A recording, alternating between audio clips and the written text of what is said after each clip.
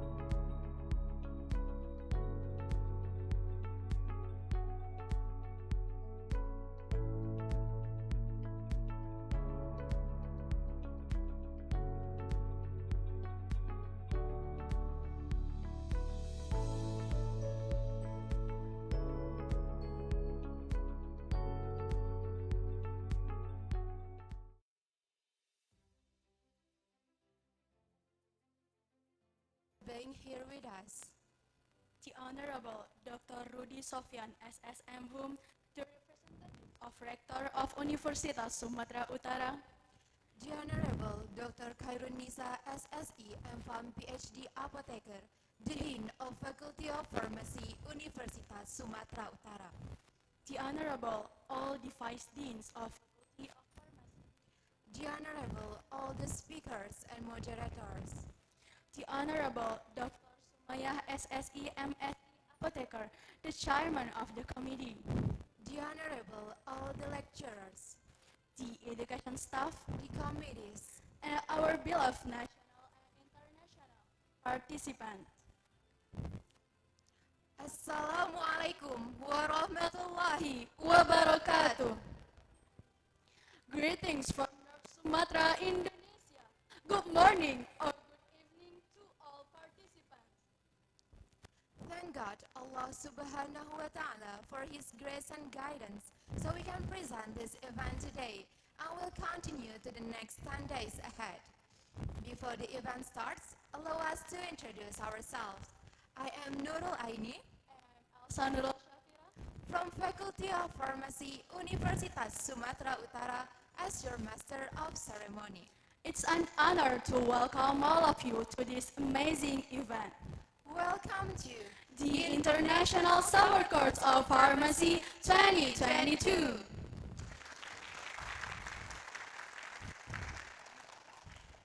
Well, Elsa, did you know how many participants of our event?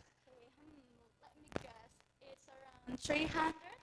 Yes, 314 specifically.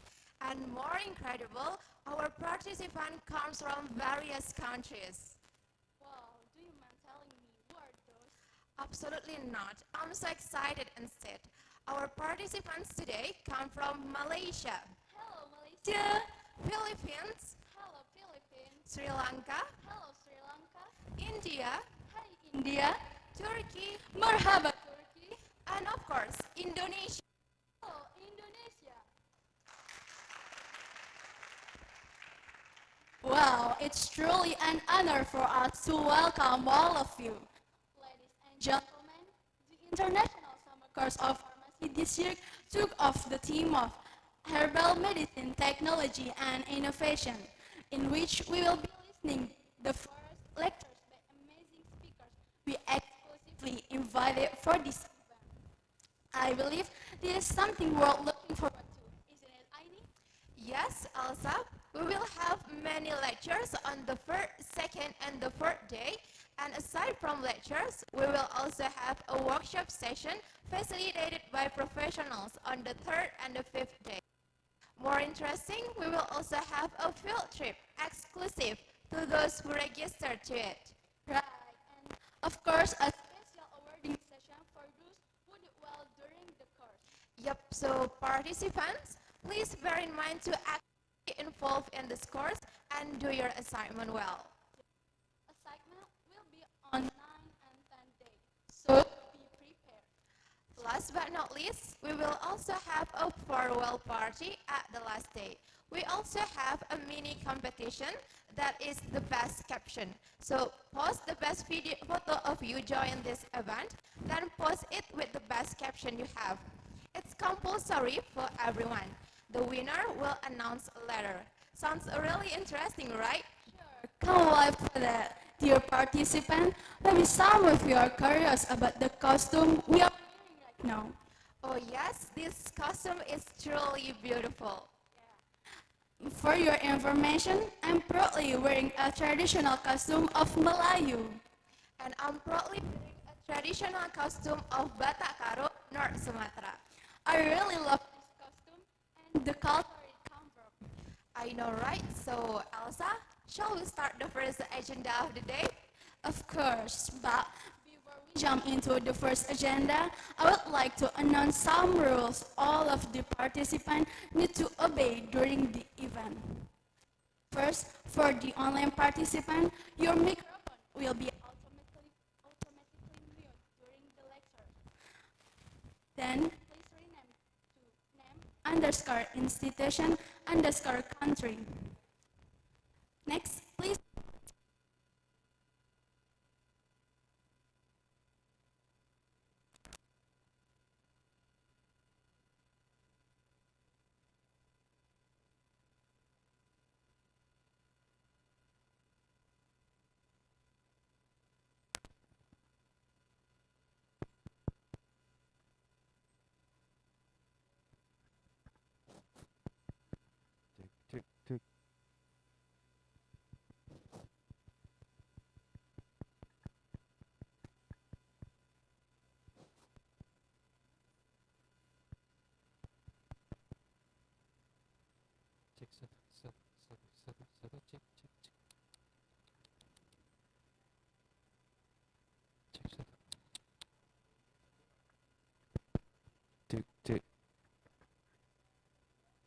cek satu.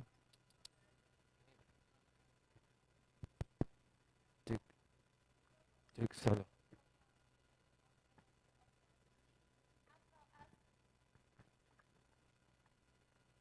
As well as the profile video of Universitas Sumatera Utara and also a video of our participants, followed immediately by a lecture from one of our amazing speakers before we have our afternoon break.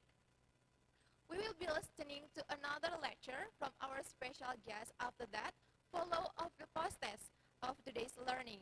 So participant, fasten your seatbelt because this will be the start of our 11 amazing days together.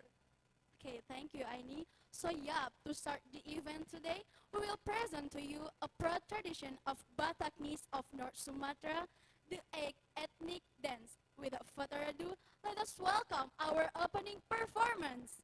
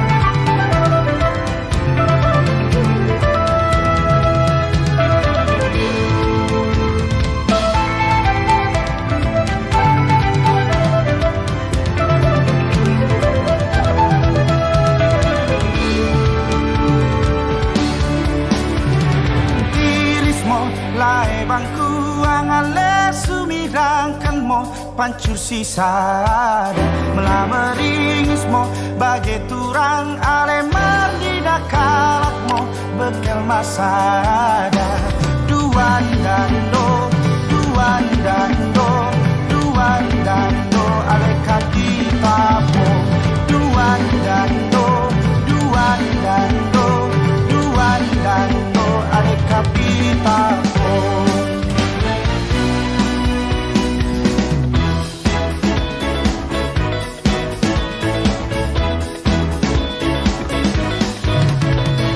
Kita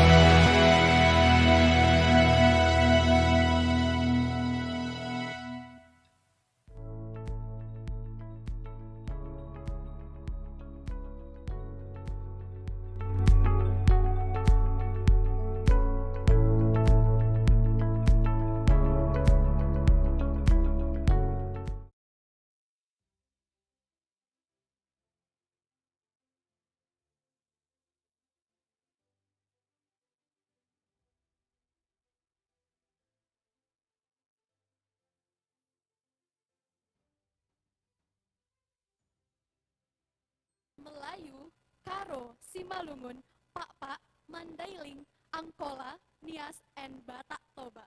Wow, amazing.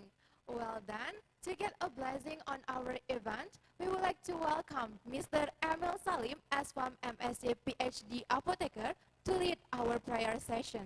To Mr. Emil Salim, you may have the stage.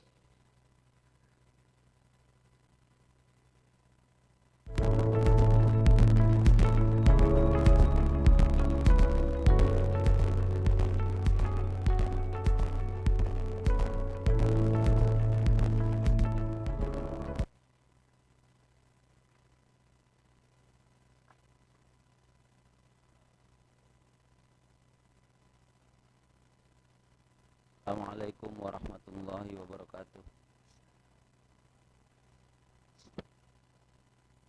Ladies and gentlemen, let's bow our heads for a moment and pray to God Allah Subhanahu wa Ta'ala so that our summer course can be precious to all of us. Allow me to lead this prayer based on the teaching of Islam, and those who are not Muslims, you are pleased to pray according to your beliefs. Astaghfirullahalazim, astaghfirullahalazim, astaghfirullahalazim. Bismillahirrahmanirrahim. Alhamdulillahi rabbil alamin. Hamdan yuafi ni'amahu wa yukafi mazidah. Allahumma salli ala sayyidina Muhammad wa ala ali sayyidina Muhammad. Allahumma ighfir lana dzunubana wali walidaina warhamhuma kama rabbayana shaghira wali jami'il mu'minina wal mu'minat wal muslimina wal muslimat innaka ala kulli syai'in qadir.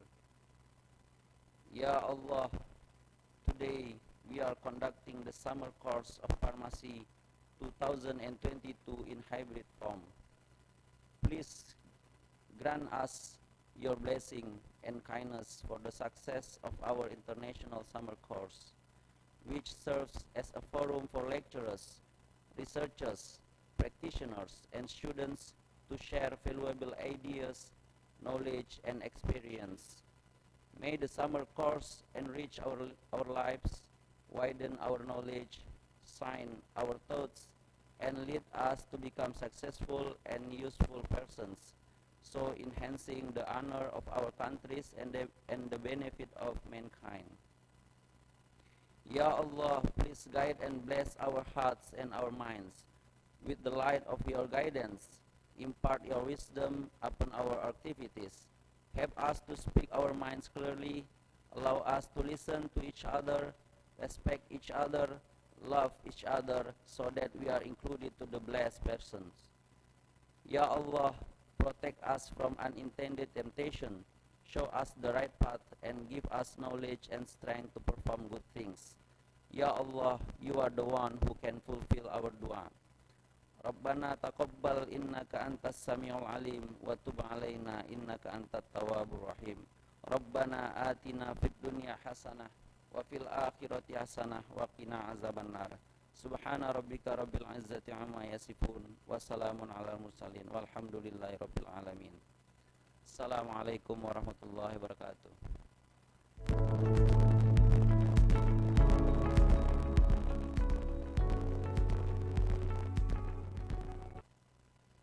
Thank you, Mr. Emil Salim, for leading our prayer session. Next, I would like to ask everyone here to stand up for a moment as we sing Indonesia's national anthem, Indonesia Raya.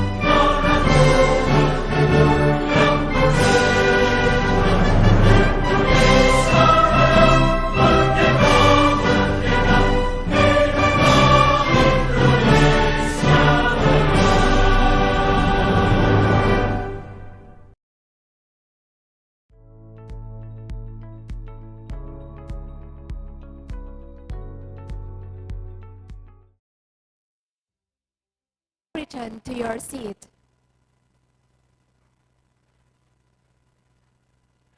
To officially start this event, we would like to invite the Dean of Faculty of Pharmacy, Universitas Sumatera Utara, Dr. Khairunisa, SSI MPharm PhD Apotheker, for a welcoming speech.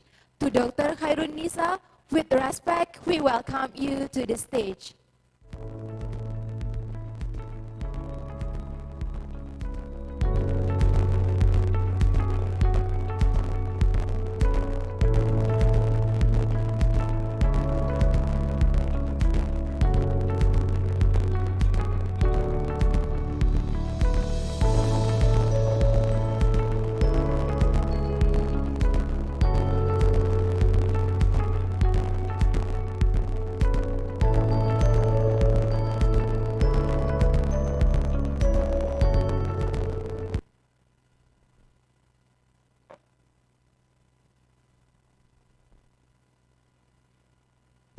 Bismillahirrahmanirrahim.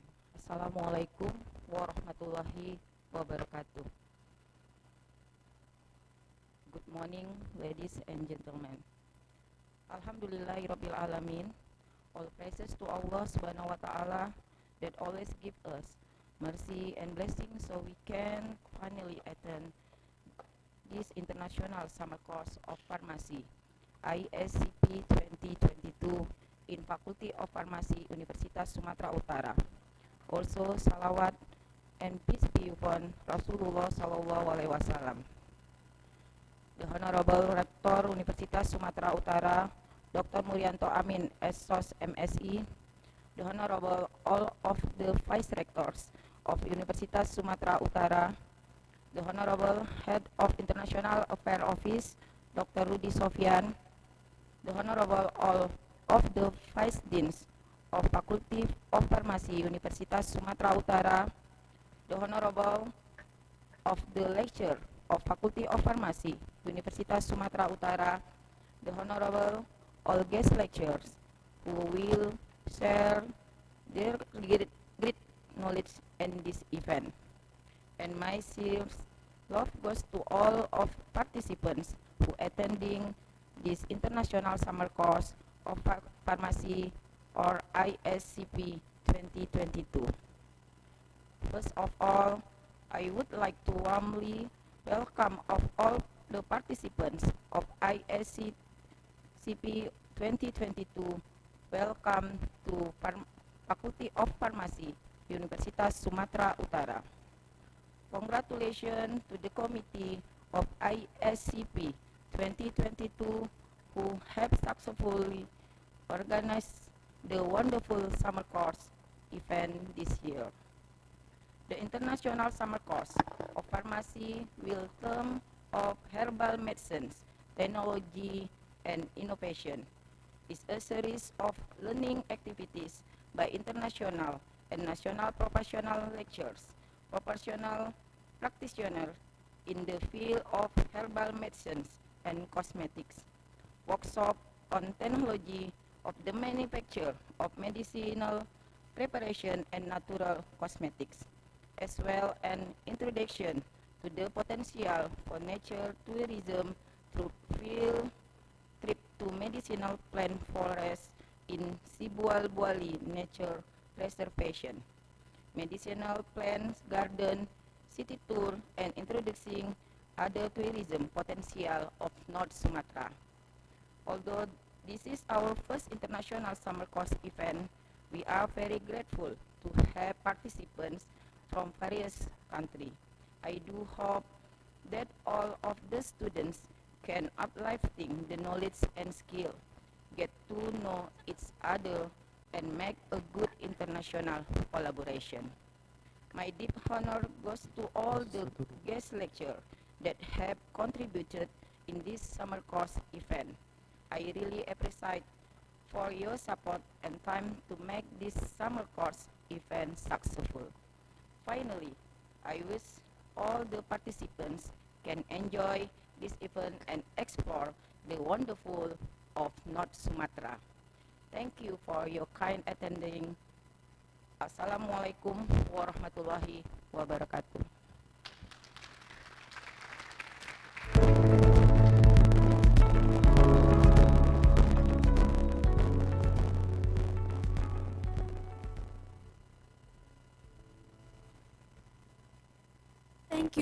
Dr. Khairunisa for the warm speech. Next, we would like to invite Director of Universitas Sumatra Utara for a welcome speech, as well as an opening remark. This will be represented by Dr. Rudi Sofyan, SSM Hum, the Head of International Affairs of Universitas Sumatra Utara.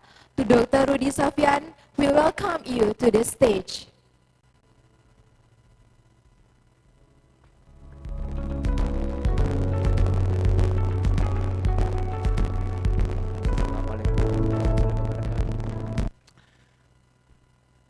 Assalamualaikum warahmatullahi wabarakatuh. Good morning to all of you, the Honorable Dean Dr. Khairunisa, Vice Deans, Head Departments, lecturers, distinguished guests and participants. It's really a great pleasure for all of us to gather around here online and offline to open this summer course, which I do believe that will bring some fruitful insights to all of us, and especially to participants from Turkey. Very good early morning for you. It's quite early morning in your place, and it's 9 o'clock here. It's quite okay. I hope next year you all can come and join the wonderful of Sumatra, visiting some places, and if you have time, maybe you can also visit some of our herbal healer. Summer course is a short but meaningful activity, inviting participants from all over the world.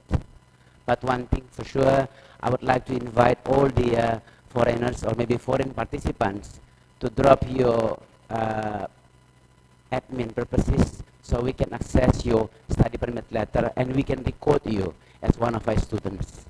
In the future, if we have similar activities, we can invite you all to come and join our program. We also would like to invite you to give us your international relation office contact so we can contact the university to make a more and fruitful mutual understanding between our university and your university. Last but not least, herbal medicine is very popular in Indonesia. We don't want to hide it for ourselves. We would like to explore it to all the world, so maybe it can help more people, not only in Indonesia, but also in other places. On behalf of the Rector of the Universitas Sumatera Utara, I would like to welcome you all to join the Miniature of Indonesia, Medan. We are rich of cultural backgrounds, we are rich of herbal medicine, and we also have a rich cultural background that we can share. To all the participants, make yourself available and active during all the summer course. These 11 days will bring you a lot of activities. And maybe you can have your virtual tour to the Sibual Wali Forest. I do believe it will give you a breeze that you will come to see on your own eyes. Okay, on behalf of the Nusmutara, I will officially, with Bismillahirrahmanirrahim, officially open this summer course. May you have a fruitful and enjoyable summer course. Thank you.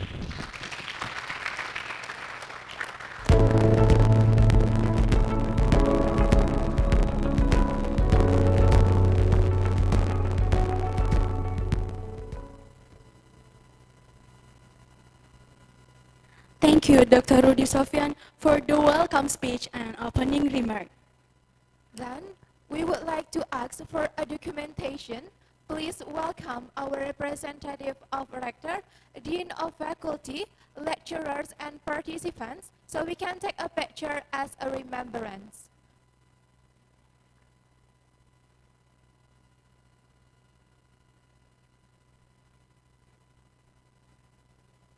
North Sumatra, an area with incredible natural wealth. It is flanked by two coasts, the east coast and the west coast. Decorated with mountainous hills from the Barisan Mountains to the volcanic mountains. Flora and fauna, living in harmony, provide virtues for human civilization, a great masterpiece from God the Creator. Medan, the capital city of North Sumatra province, is the third largest city in Indonesia. It grew into a prominent city in the Delhi Sultanate area. It is developing into a center of business,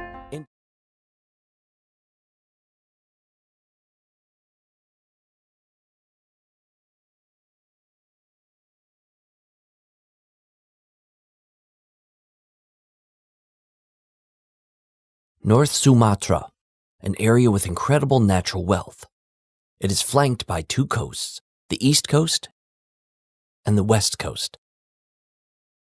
Decorated with mountainous hills from the Barisan Mountains to the volcanic mountains, flora and fauna living in harmony, provide virtues for human civilization, a great masterpiece from God the Creator. Medan, the capital city of North Sumatra province, is the third largest city in Indonesia. It grew into a prominent city in the Delhi Sultanate area. It is developing into a center of business, industry, and education on the island of Sumatra, home of the leading and best college in Indonesia, Universitas Sumatra Utara. Established in 1969, starting from the Department of Pharmacy under the auspices of Faculty of Exact and Natural Sciences, or FIPIA, becoming one of the oldest majors in Indonesia. Then changed, became a faculty on August 8, 2006, and became the top 10 oldest pharmacy faculties in Indonesia. The Faculty of Pharmacy is growing and developing rapidly. Currently, the Faculty of Pharmacy aggressively strives to excel in international standards, yet is characterized by local excellence, inviting foreign lecturers, collaborating with foreign partners, teaching and learning activities using international languages are a series of strategies used by the Faculty of Pharmacy to enter a world-class university.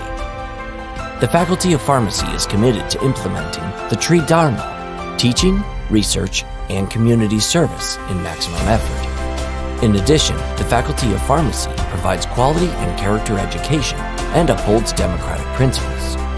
Research is carried out in an innovative, collaborative, and sustainable manner, and is directed to answer the problems that exist in the community. The research results are manifested in a variety of ready-to-use products.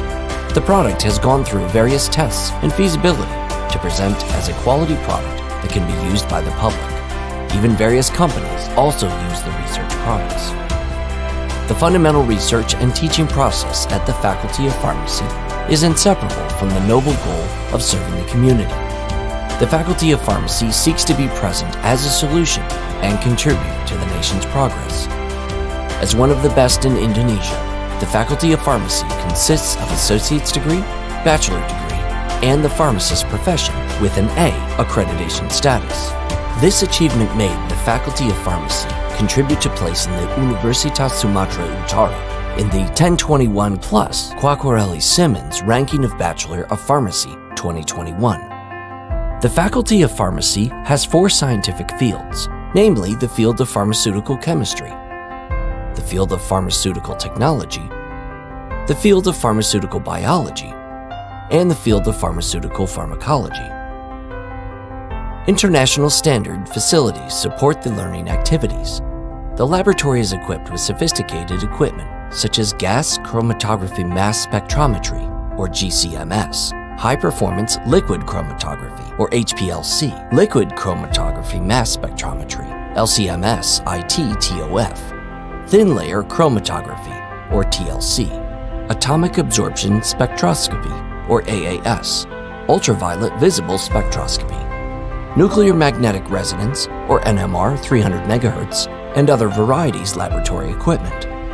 Faculty of Pharmacy Universitas Sumatra Utara also provides the utmost academic services for students with digital service systems such as ASA, student portals, and e-learning. Services are carried out by professional, expert staff, and competent educators. In addition, the Faculty of Pharmacy is supported by qualified facilities such as a hall, conference room, digital-based library, places of worship, gardens, and gazebos. The Faculty of Pharmacy is committed to producing excellent pharmacy graduates characterized by local wisdom with international standards, which can compete in the industrial world, especially the health industry. The Faculty of Pharmacy of Universitas Sumatra Utara will continue to contribute in research, teaching, and service to advance Indonesian pharmacy that can compete globally and synergize to make Indonesia healthy.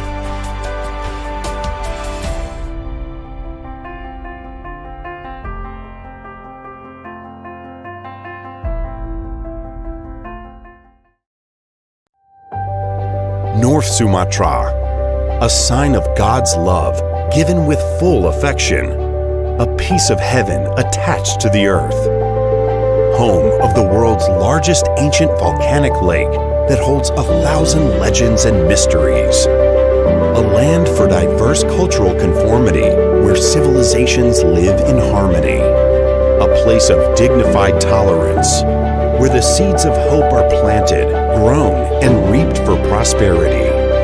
The genuine miniature of Indonesia. By declaring the tagline transformation towards the ultimate, Universitas Sumatera Utara is ready to transform into an international standards university with excellent local characteristics. I am Murianto Amin, presenting you Universitas Sumatera Utara. Starting from Universitas Sumatera Utara Foundation, which collected moral and material support from the people of North Sumatra and Aceh, on August 20th, 1952, the Faculty of Medicine was successfully established. USU was inaugurated as the 7th state university in Indonesia by the first president of the Republic of Indonesia, Sukarno, on November 20th, 1957. Located in Medan City, North Sumatra, USU consists of 2 campuses located in Jalan Dr. Mansur and Kuala Bekala. USU has 15 faculties, 1 graduate school with 163 study programs, and 1 experimental garden covering an area of 300 hectares located in the Tambunan area, Langkat Regency. USU has the vision of becoming a university that has academic excellence as a barometer of scientific advancement that can contend in the global world.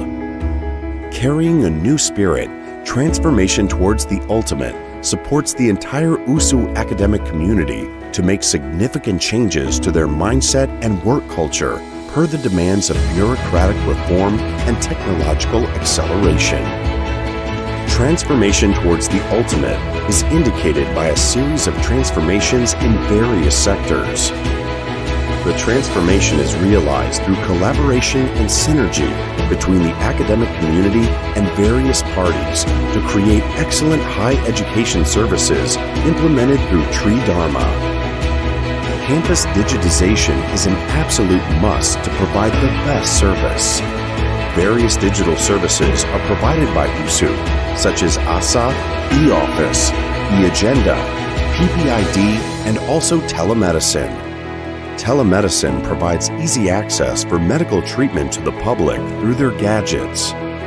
USU has received an A accreditation and is included in Cluster 1 of the Indonesian Ministry of Education and Culture 2020 rankings and ranked 15th university in Indonesia by the Times Higher Education Impact Rankings.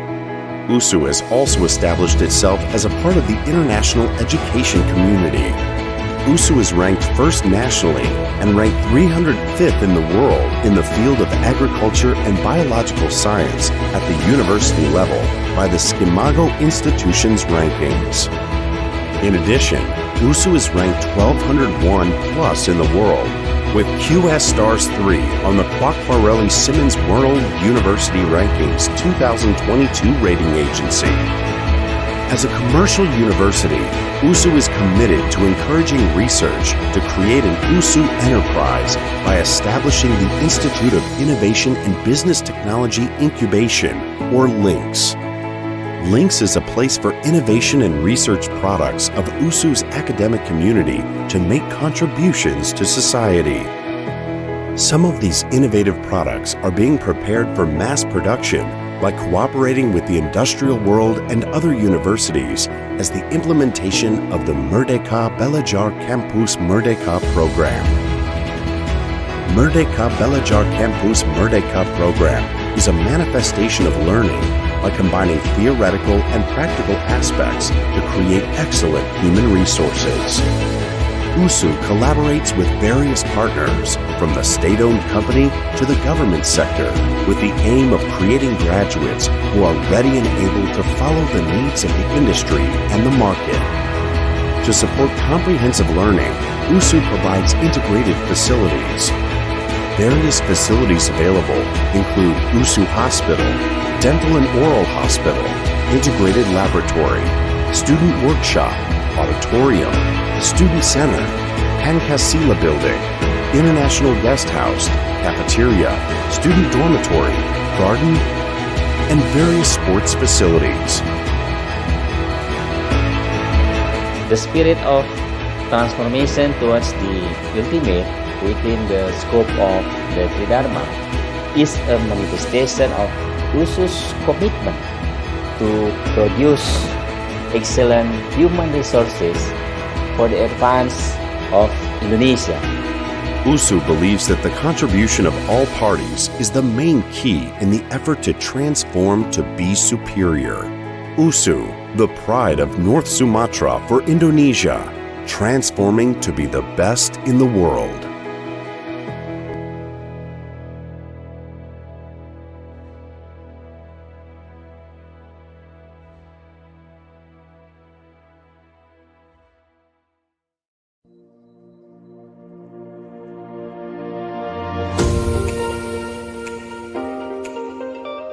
Hi, my name is Anthony Jero. I am studying at Sri Venkateswara College of Pharmacy, Pondicherry. My hometown is Kadalur, Tamil Nadu, India. Hi, this is Dayanti Rodrigo from Sri Lanka and I'm a student of Institute of Indigenous Medicine, University of Colombo. Hi, I am Dinesh V. I am from Pondicherry. I have been studying second year of Bachelor of Pharmacy in Sri Venkateswara College of Pharmacy. Hi, my name is Suraj. I am studying in Sri Venkateswara College of Pharmacy. My hometown is Pondicherry. Thank you. Hello everyone, my name is Fadila Arafah. I'm from Bachelor of Pharmacy, Sumatera Utara University, Medan, Indonesia. See you on ISCP 2022. My name is Aulia Zahra from the Faculty of Medicine, Baitur Rahmah University from Medan City, Indonesia.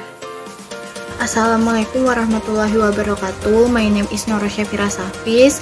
I'm from Indonesia, West Sumatra. I'm in college in Perintis Indonesia University. Hello, allow me to introduce myself. My name is Dea Sucaulia. I'm from Baitur Rahmah University. I'm from Padang, West Sumatra Barat, country Indonesia. Hello everyone, my name is Rizka Sari. You can call me Rizka from Baitur Rahmah Padang University. Assalamualaikum warahmatullahi wabarakatuh. My name is Aisyah Salsabila. I'm from Institut Kesehatan Mitra Bunda, and I'm from Batam, Indonesia. Hi everyone, my name is Putuya Mandagiri from University of Pembangunan Nasional Veteran Jakarta, majoring in pharmacy, and I'm ready to participate in international summer course of pharmacy held by USU. Assalamualaikum warahmatullahi wabarakatuh. Hello, let me introduce myself. My name is Amanda Aprilia Putri. I'm from Baitur Rahmah University and Riau is where I'm from. Thank you. Hello everyone, my name is Nurul Husna. You can call me Nurul. I come from West Sumatra. I currently studying pharmacy program in Andalas University. Nice to meet you. Hello. My name is Aidil Devitra Haris. I'm from Baitur Rahmah University and Riau is where I'm from. Let me introduce myself. I'm Rafizal Saramadan from Chemical Engineering, Faculty of Engineering, University of North Sumatra. I'm from Indonesia. Hello, I'm Farhan from University of Sumatra Utara. I live in Kisaran, Indonesia. Hi everyone, I'm Elyuni Karina Sembiring. I'm from University of North Sumatra Faculty of Pharmacy. I live in Kisaran. Thank you. Halo, perkenalkan nama saya Yusri Dwi Rahmadinata. Saya dari UIN Maulana Malik Ibrahim, jurusan Farmasi angkatan 2020. Hi everyone, my name is Michelle Kalista and I am a college student at University of North Sumatra and I'm from Medan, Indonesia. Hi, my name is Mega Kirensi Gunawan. I'm from Medan, Indonesia. I am studying at University of North Sumatra. Thank you. Assalamualaikum warahmatullahi wabarakatuh. Perkenalkan nama saya Poppy Selviarni dari Institut Sekolah Tinggi Ilmu Kesehatan Senior Medan, berasal dari Binjai. Terima kasih. Hello, my name is Salwa Sabina and I'm majoring in pharmacy at University of Sumatera Utara. Thank you. Hello everyone, my name is Siti Raisa Rashid. I am a student from University of North Sumatra. I am from Indonesia. Thank you. I am Fadli Mubarak Nasution, a pharmacy student at University of Sumatera Utara, and I live in Padang Sidimpuan, Sumatera Utara. Hi, I'm Syara Divana from University of Sumatera Utara. I am from Medan, Indonesia. Thank you. Hello, my name is Ezra Miral Teresia Siregar. I'm from University of North Sumatra, and now I live in Medan, Indonesia. Hello, my name is Feby Aisa Anantarahap. I'm from University of Sumatera Utara, Medan, in Indonesia. Perkenalkan, nama saya Putri Handayani Borsuri Bakti dari Universitas Sumatera Utara, Fakultas Farmasi. Saya berasal dari Medan. Hi everyone, my name is Keisha from University of North Sumatra in Medan. Hello everyone, let me introduce myself. I am Natasha Shvanasya from University of North Sumatra. Thank you.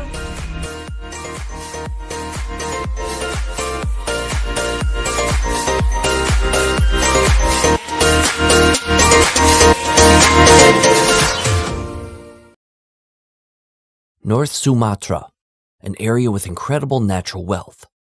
It is flanked by two coasts, the east coast and the west coast. Decorated with mountainous hills from the Barisan Mountains to the volcanic mountains, flora and fauna, living in harmony, provide virtues for human civilization, a great masterpiece from God the Creator. Medan, the capital city of North Sumatra province, is the third largest city in Indonesia. It grew into a prominent city in the Delhi Sultanate area. It is developing into a center of business, industry, and education on the island of Sumatra, home of the leading and best college in Indonesia, Universitas Sumatera Utara. Established in 1969, starting from the Department of Pharmacy, under the auspices of Faculty of Exact and Natural Sciences, or FIPIA, becoming one of the oldest majors in Indonesia. Then changed, became a faculty on August 8, 2006, and became the top 10 oldest pharmacy faculties in Indonesia. The Faculty of Pharmacy is growing and developing rapidly. Currently, the Faculty of Pharmacy aggressively strives to excel in international standards, yet is characterized by local excellence, inviting foreign lecturers, collaborating with foreign partners, teaching and learning activities using international languages are a series of strategies used by the Faculty of Pharmacy to enter a world-class university. The Faculty of Pharmacy is committed to implementing the Tridharma, teaching, research, and community service in maximum effort. In addition, the Faculty of Pharmacy provides quality and character education and upholds democratic principles. Research is carried out in an innovative, collaborative, and sustainable manner, and is directed to answer the problems that exist in the community. The research results are manifested in a variety of ready-to-use products. The product has gone through various tests and feasibility to present as a quality product that can be used by the public. Even various companies also use the research products. The fundamental research and teaching process at the Faculty of Pharmacy is inseparable from the noble goal of serving the community. The Faculty of Pharmacy seeks to be present as a solution and contribute to the nation's progress. As one of the best in Indonesia, the Faculty of Pharmacy consists of associate's degree, bachelor degree, and the pharmacist profession with an A accreditation status. This achievement made the Faculty of Pharmacy contribute to placing the Universitas Sumatera Utara in the 1021 plus Quacquarelli Simmons ranking of Bachelor of Pharmacy 2021. The Faculty of Pharmacy has 4 scientific fields, namely the field of pharmaceutical chemistry, the field of pharmaceutical technology, the field of pharmaceutical biology, and the field of pharmaceutical pharmacology. International standard facilities support the learning activities. The laboratory is equipped with sophisticated equipment such as gas chromatography mass spectrometry, or GCMS, high performance liquid chromatography, or HPLC, liquid chromatography mass spectrometry.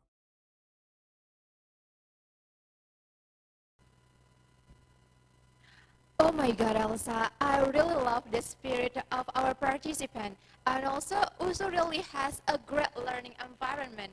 Don't you feel so? I especially like the fact that our college is called as a green campus. Yeah, I also love the part.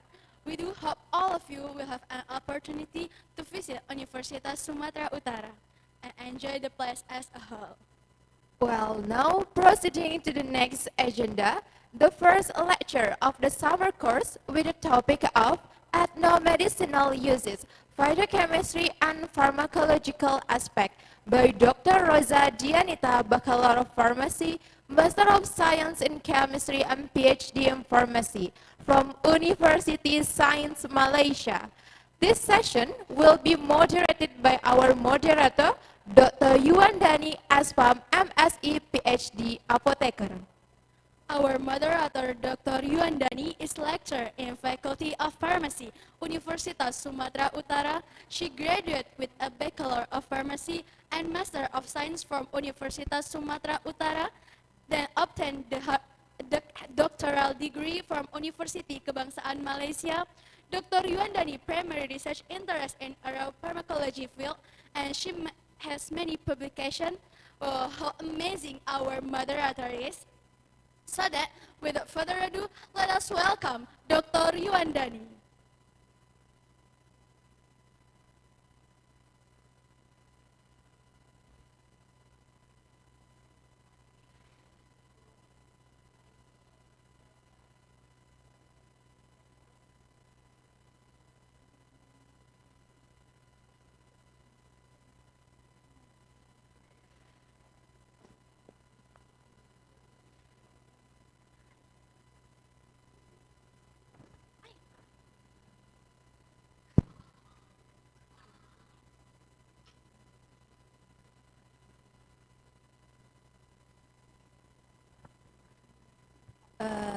Can you hear my voice clearly? Yes. Thank you, Miss Elsa and Miss Aini. Bismillahirrahmanirrahim. Assalamualaikum warahmatullahi wabarakatuh. Good morning and good afternoon, ladies and gentlemen. Welcome to the first lecture session of the International Summer Course of Pharmacy 2022. The Honorable Rector, Dean, our distinguished speaker, lecturers, students, and all the participants, thank you for joining us today.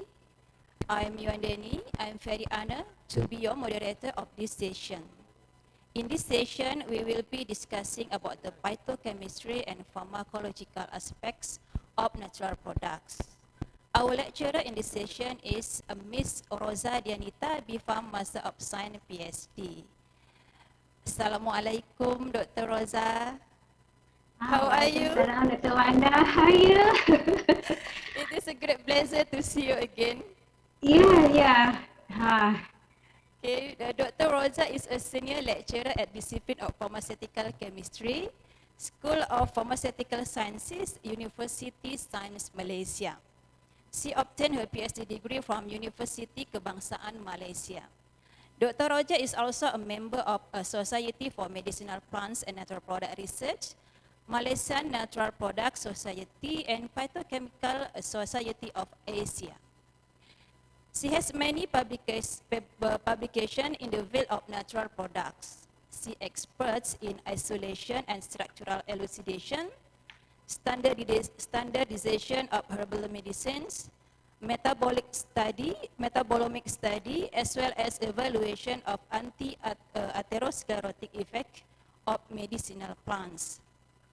Today, she will share a talk about ethnomedicinal uses, phytochemistry, and pharmacological aspects in about 1 hour.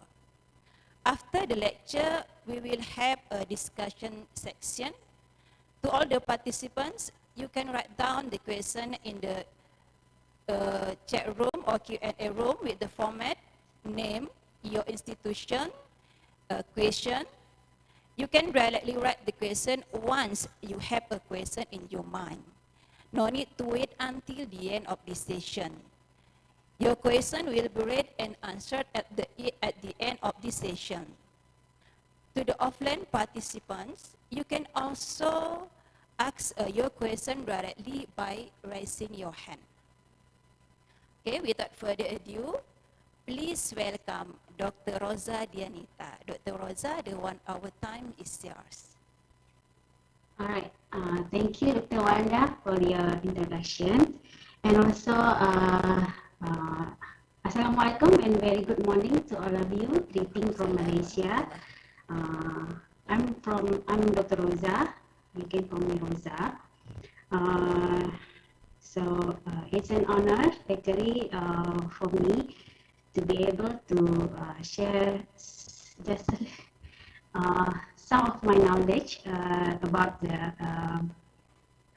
phytochemistry, especially in ethnomedicinal and ethnobotanical or ethnomedicinal of the ethnomedicinal plants. Okay, and then about the use, the phytochemistry background, and also the pharmacological aspect from that ethnobotany or ethnomedicine. I also want to thank the organizing committee to provide me a platform, and also I want to thank the dean. Okay. And without further ado, let me share my slide. Right.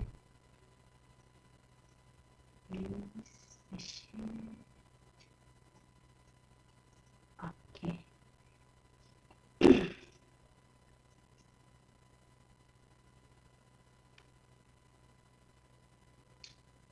Is it?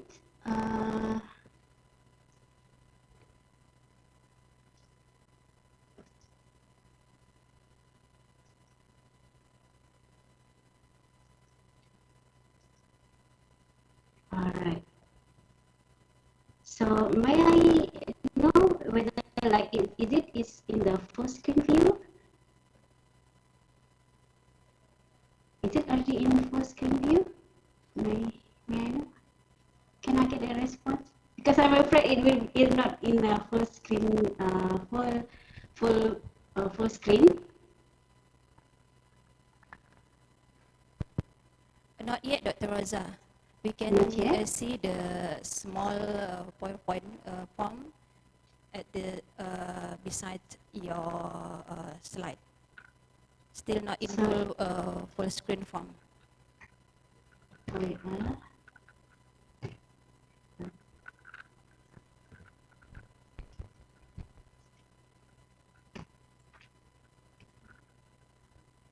okay. Comments. Let me just share.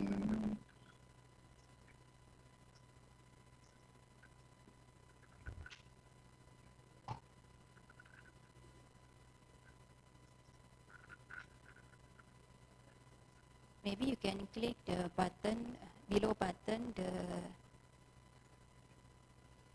Alright, what about now? Is it shared already? Okay, already. Alright. Okay, so is it in a full screen? Yes, already full screen. Alright, thank you. So, wait.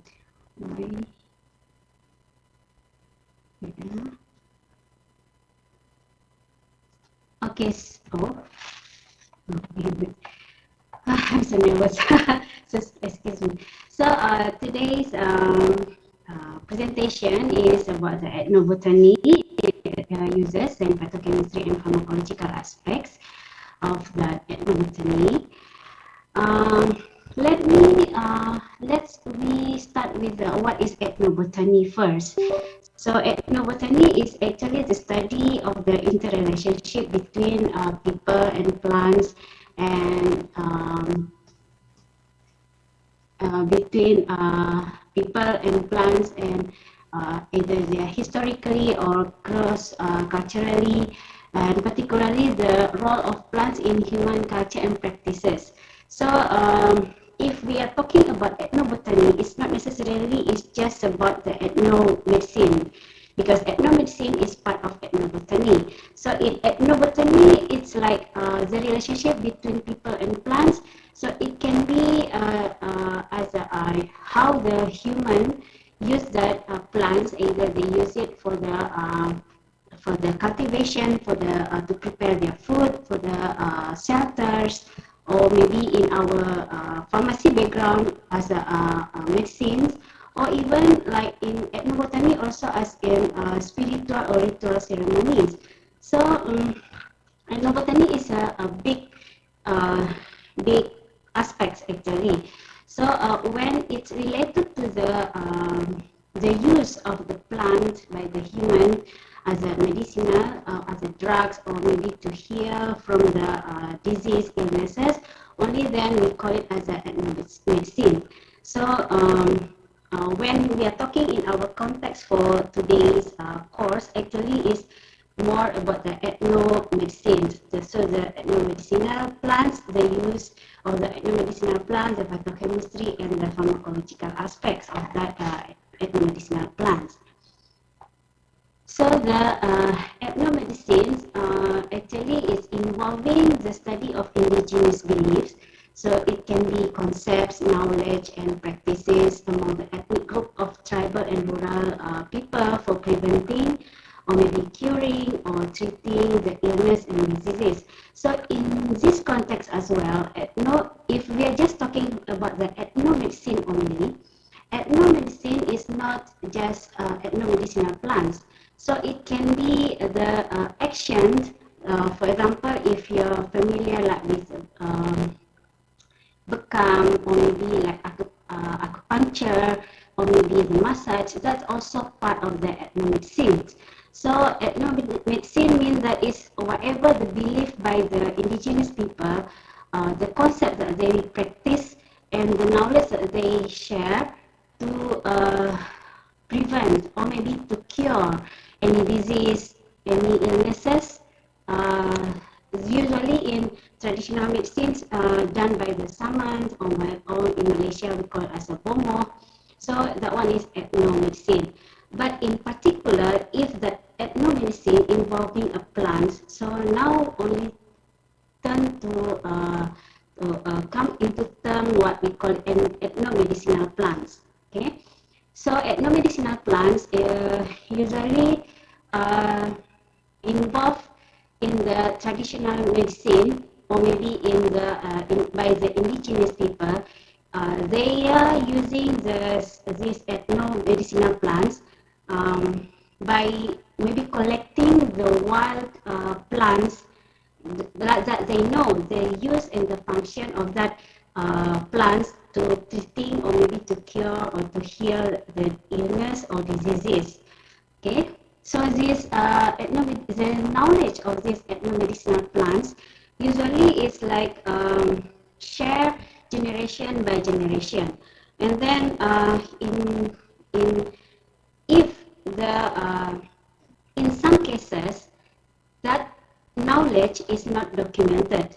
So the ethnomedicinal the knowledge in the ethnomedicinal plants, it can be just like not documented, but more to the like how to say just by talking by generation to generation, right? So in the society, because indigenous society, they also have like something like for in some culture, their culture is quite developed. So for example, in China, or maybe in India, or maybe in Japan, and in Unani. So usually in Greek, okay. So in that, because their culture is quite developed, so they can write down that information about the ethnomedicinal plant that they use in their traditional medicine. So in that case, that traditional medicine is documented.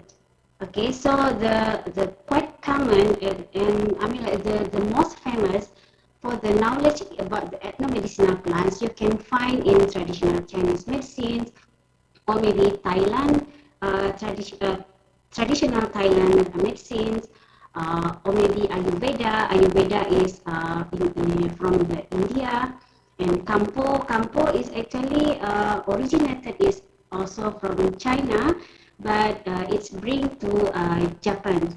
Okay, it's bring to Japan, and eventually it become indigenous to the native people in Japan. So it's also providing some information about the traditional medicine in Japan, and also traditional Korean medicine and Greek medicine or Unani. Actually, it's not really a Greek medicine, but it is like how to say, like originated from Arab. Okay, so they are combination from Arab medicine. Okay, so this is some characteristic of the several important traditional medicine systems. So we can see that for the TCM, it's developed like more than 1,000 years ago in China. Okay, and then it's still developed until now, and it's very interesting because TCM is the one that quite developed even in the era of modern medicine.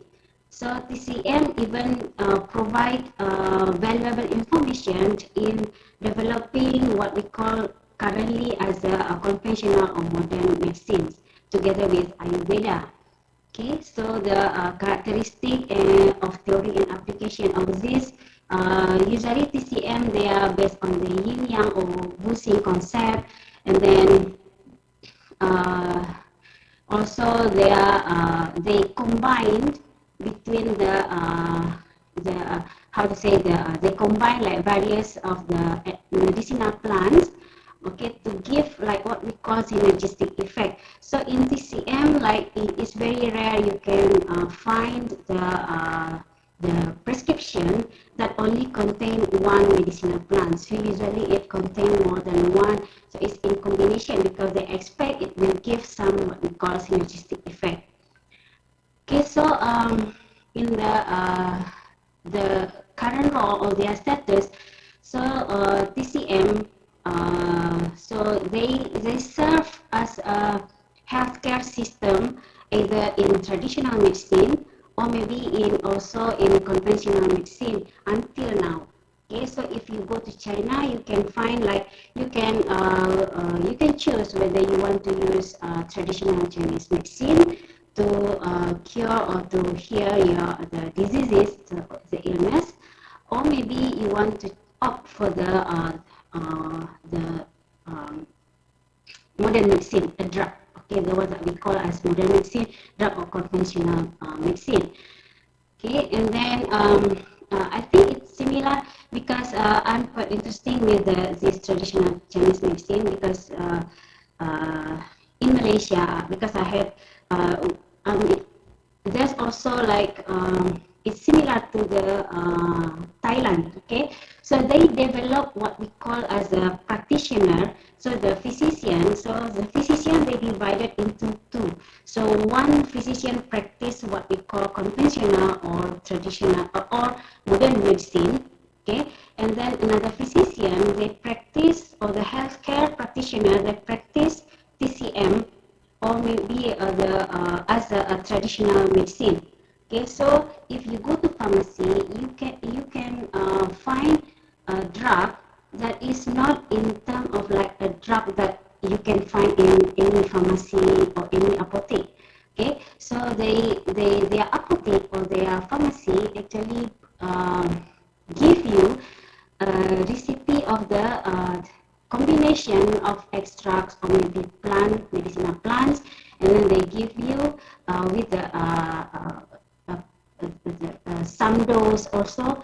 So it's quite interesting, right, to see how the traditional Chinese medicine, as well as also like as I mentioned, like I think similar to Ayurveda still exists until now, and also Thailand traditional medicine. So they still exist. So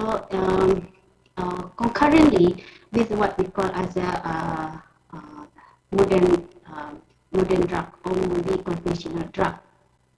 Okay, so but you have to remember, especially in traditional Chinese medicine, so they not only provide medicinal plants, but they also provide some other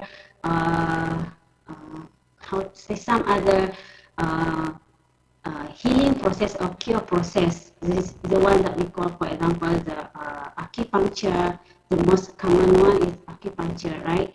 So they still use that part of the not only medicinal plant in their traditional Chinese medicine. Okay, and then if we check with Ayurveda, so Ayurveda usually they are using the natural elements, okay, to eradicate the main cause of the disease by reinstating the balance. So it's quite similar to what in the TCM. So yin yang also the balance between the balance. Okay, so between like the body and also the spiritual. Okay, so specifically in Ayurveda, so their philosophy is how to avoid the imbalance and unnecessary pain between the spirit and also the body, right? So in this Ayurveda, they also use the medicinal plants. Okay, and then and then you can still find the practitioners, the healthcare practitioners, to practice and then to prescribe even the Ayurveda to give to the patient. Okay, so there's also like not only one single compound, one single medicinal plant. They usually are in combination of similarly to the TCM, they are in combination between one or two plants, or maybe more than that, to give what we call that the synergistic effect. Okay, and then similar also with TCM, this Ayurveda actually serve as one of the main source in the in providing the what we call the bioactive compound that is now that we call as a drug. Okay, so they based on the scriptures. So the scientists search the scriptures and the documentation, and then they investigate the plant. Then eventually there's a few compound that becomes a drug. Or maybe currently is in the clinical trial. Okay, and then the Unani medicine. So it's actually is the origin is from India, but after that is because ethnobotany, like ethnobotany, so it's involving people is moving, right?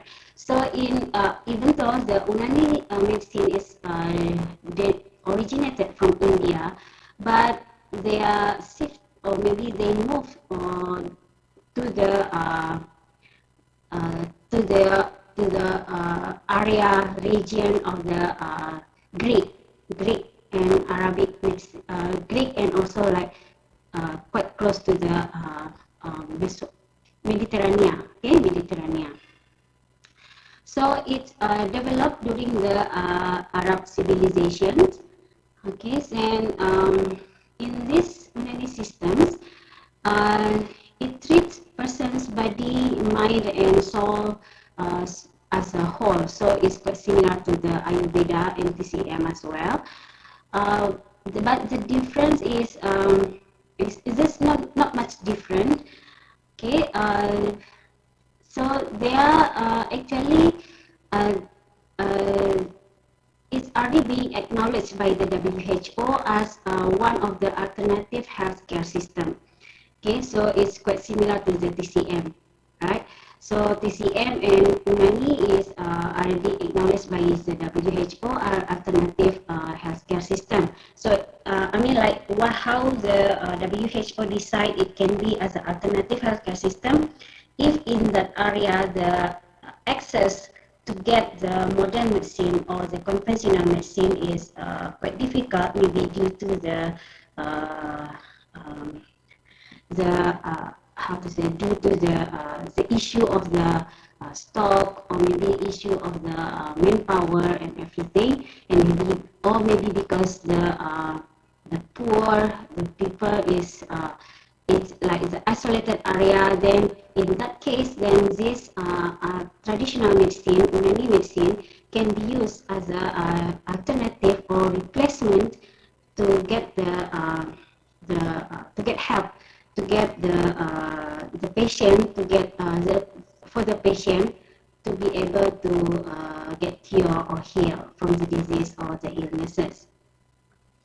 And many bioactive ingredients actually are being separated from the mangrove plants, which are mainly used in Unani medicine. Alright, then Kampo. Kampo is a traditional Japanese medicine. So even though it's originated from China, okay, but after that is introduced to Japan, and eventually it's become the indigenous to the Japanese people. Okay, and then this Kampo, this traditional Chinese medicine, also in Japan is already incorporated into the healthcare system, and the citizen of Japan also can use the herbal formula that approved by the government of Japan. So in Japan, actually this Kampo is already being approved. So to not just a supplement but also as a drug. Okay, but definitely they have to follow some rules and regulation how that formulation that containing ethnomedicinal plants that is in the Kampo system can be considered as a drug. Okay, so if we are talking about the in European, okay, if the one medicinal plants, the preparation of medicinal plants, you want to consider it as a drugs, not a supplement, and then it should be standardized. Okay, it should be standardized, and also is follow the very strict regulation what should be and what should not be in that preparation. And the standardization means that they will be standardized towards the active compound. Okay, towards the active compound. So in modern drug also the Kampo is because it's incorporated into the healthcare system in Japan. So the drug that can be used in the Kampo system should be getting the certification from the government, okay, from the government bodies. So it's quite strict, okay. And then traditional Korean medicine, also it's from Korea, okay. So quite similar to Kampo, okay. And I think in every country, as long as especially in Korea, I mean like in every country that I mentioned here, so most of the traditional medicine system, the government allow and the traditional medicine to be incorporated into the conventional or modern medicine. Okay, but definitely it should go through the very strict regulation. Okay, very strict regulation in terms of the quality control and also in terms of the quality in efficacy and also the effectiveness of that traditional medicine. Okay. And also if you go to the if you in the research of the drug discovery, okay, in natural products, you also can come across with some like traditional medicine from Africa, okay, and also from the Russian, okay. And then unfortunately the regulation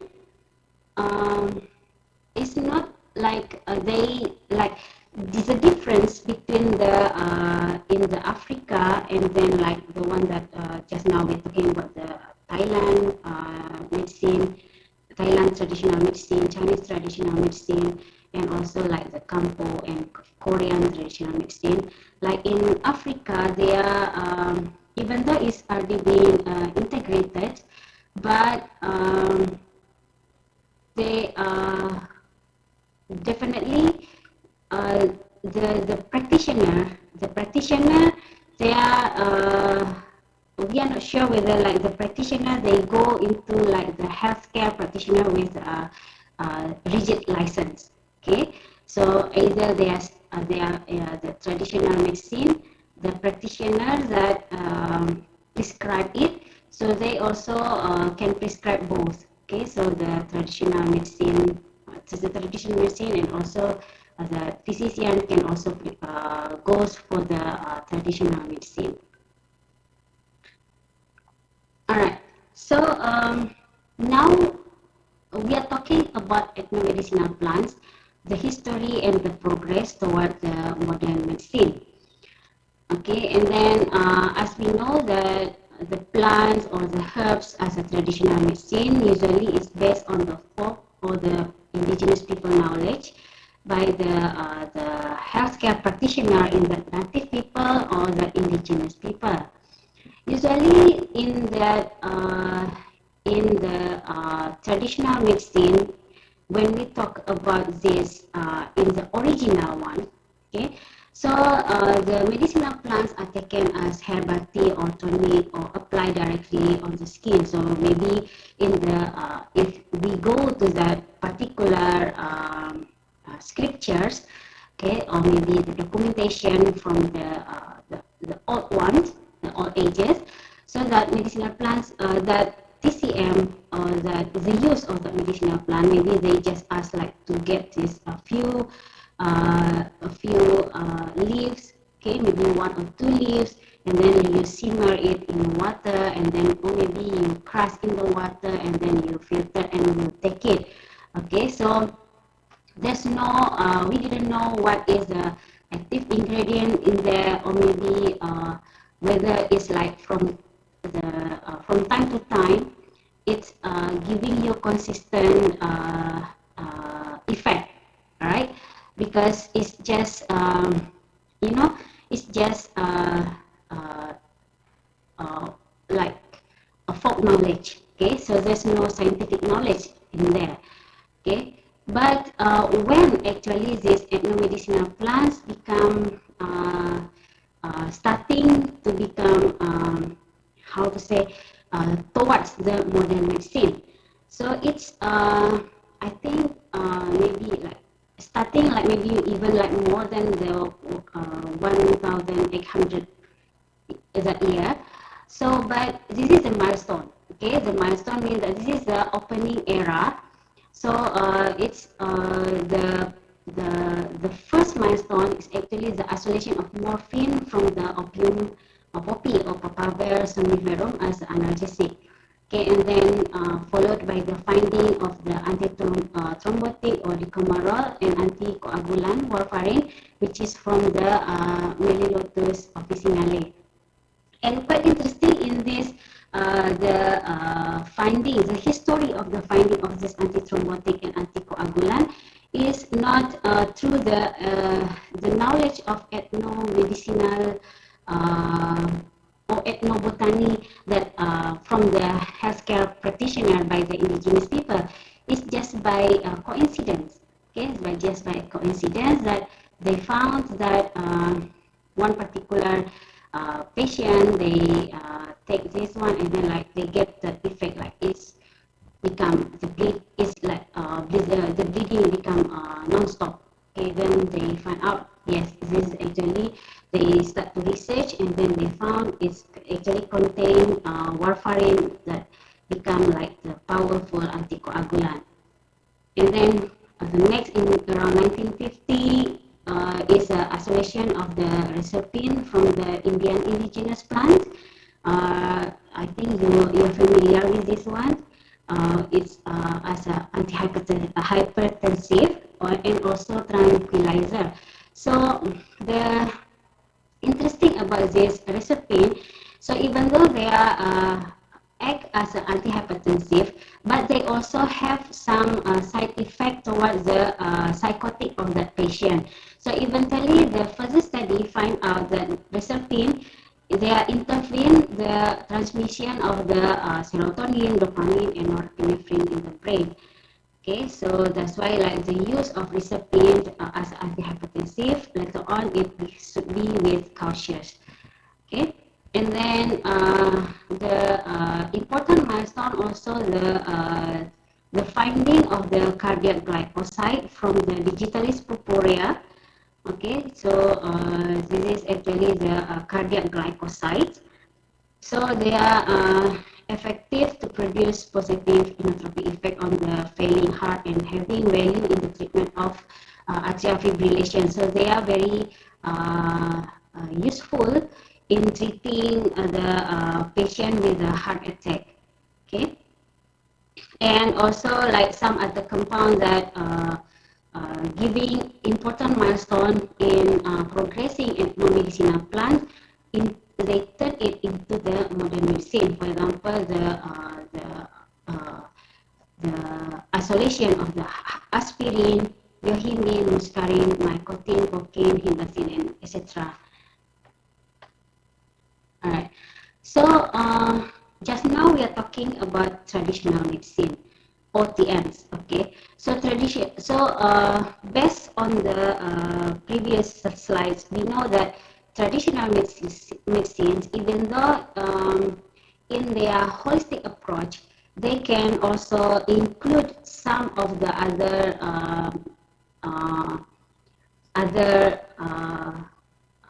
other ways. Is not only medicinal plants, but traditional medicine they make use greatly of natural products. Okay, it can be plants, it can be maybe from the fungi or maybe from the any other, but it should be from natural products. It can be from marine. Okay, and this traditional medicine have been practiced all over the world for hundreds or even thousands of years.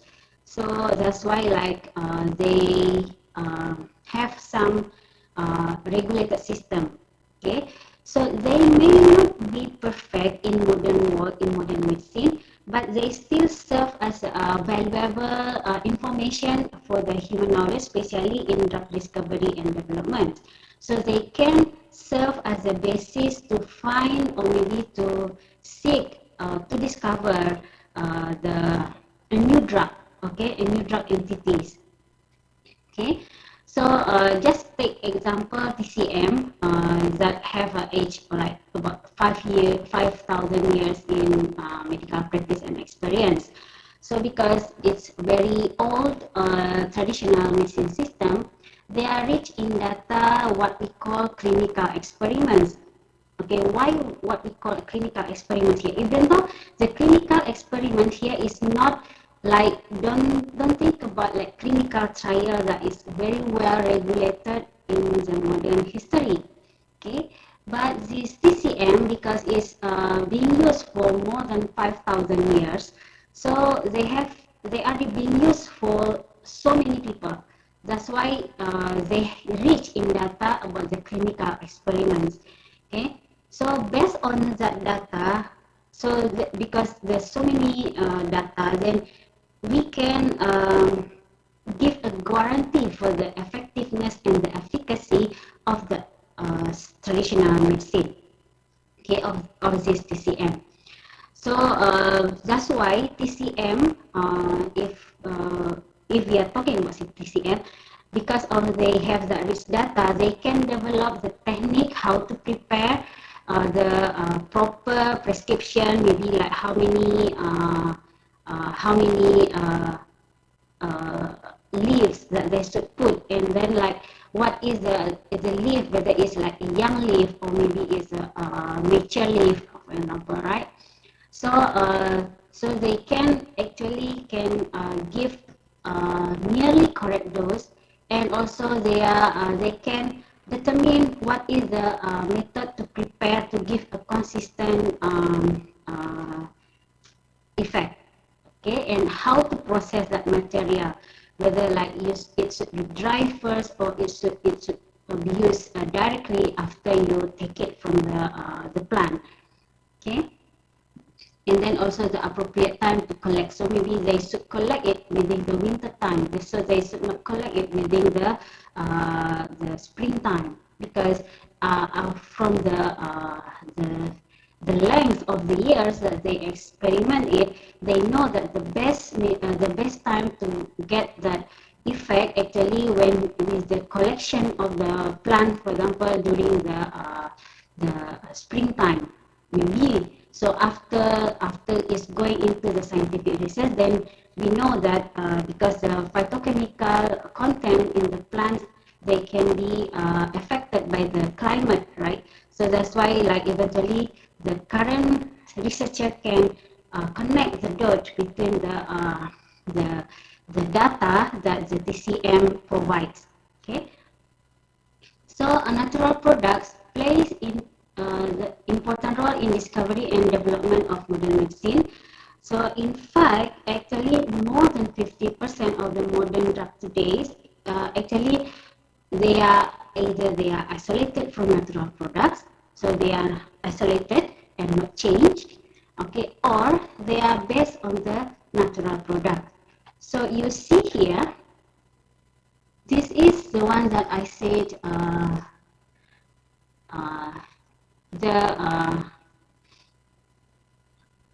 the definition of the drug.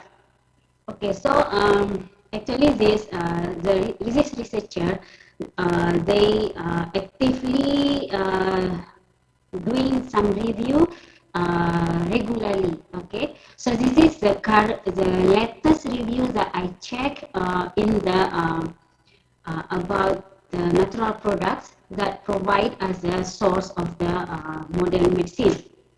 Okay, so it can be categorized into a few categories. So the first one is biological macromolecule. So for example, in the biological macromolecule is the insulins or interferon, okay, or maybe plasma. All right. So it's not a natural product. Usually, this is not we categorize it as a natural product, but it's because it's not based on the knowledge, like because they are actually for example insulin. So we take insulin, so to give the so actually we put insulin to the patient, so the same. Okay, so it's not a drug.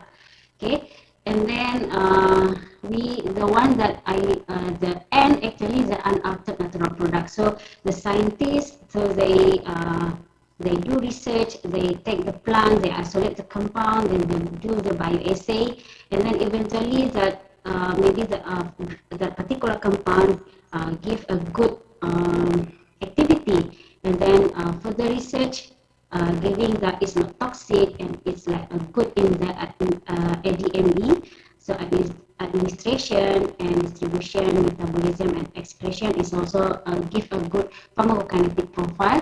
Then no need to change that compound. Then that compound can go directly into the clinical trial, okay, and then to be accepted into the modern drugs. Okay, so the example is here, like if you know, like caffeine, theophylline, right? So that one is an unaltered natural product. Okay, there's so many. Actually, there's so many. If you see the percentage here, so around like how to say here, right? So about like 5.1%. So here 5.1%. It will be from the unaltered natural products. Okay.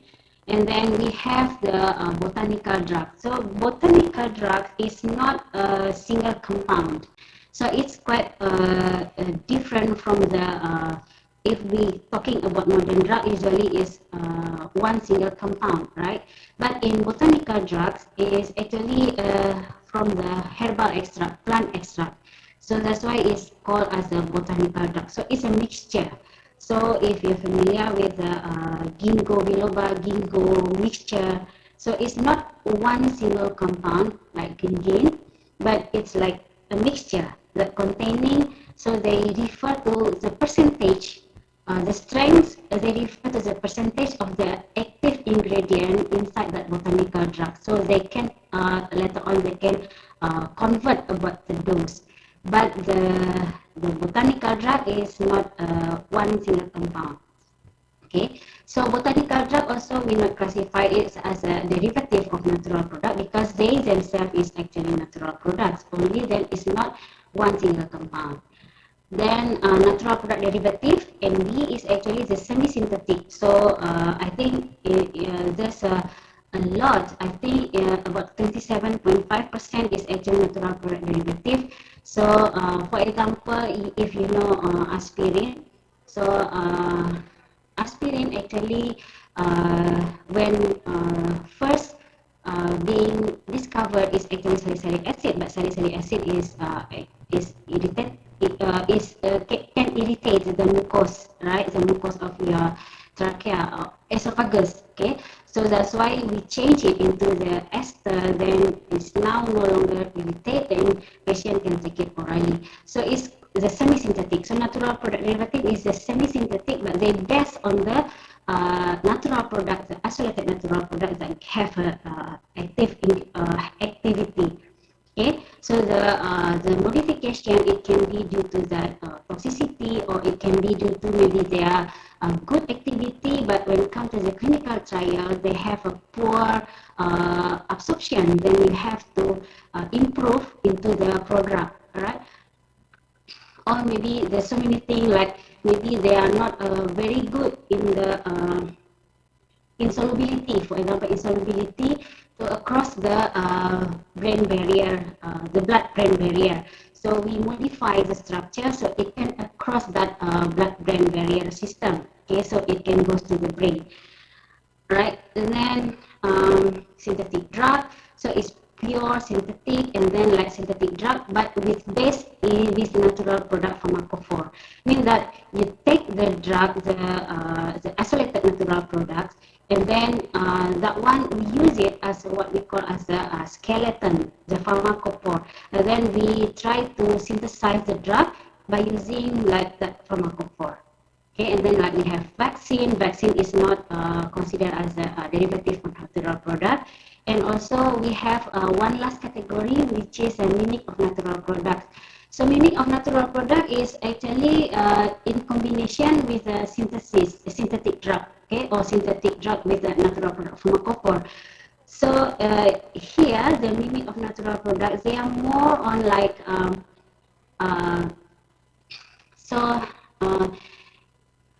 usually the in mimic natural product, how they discover it, they use like what we call computational medicine, or maybe in silico, right? So after that, they know that this is the enzyme, and how how we want to get one we want to make a compound, or we want to build the compound that can fit into the dock of that receptor.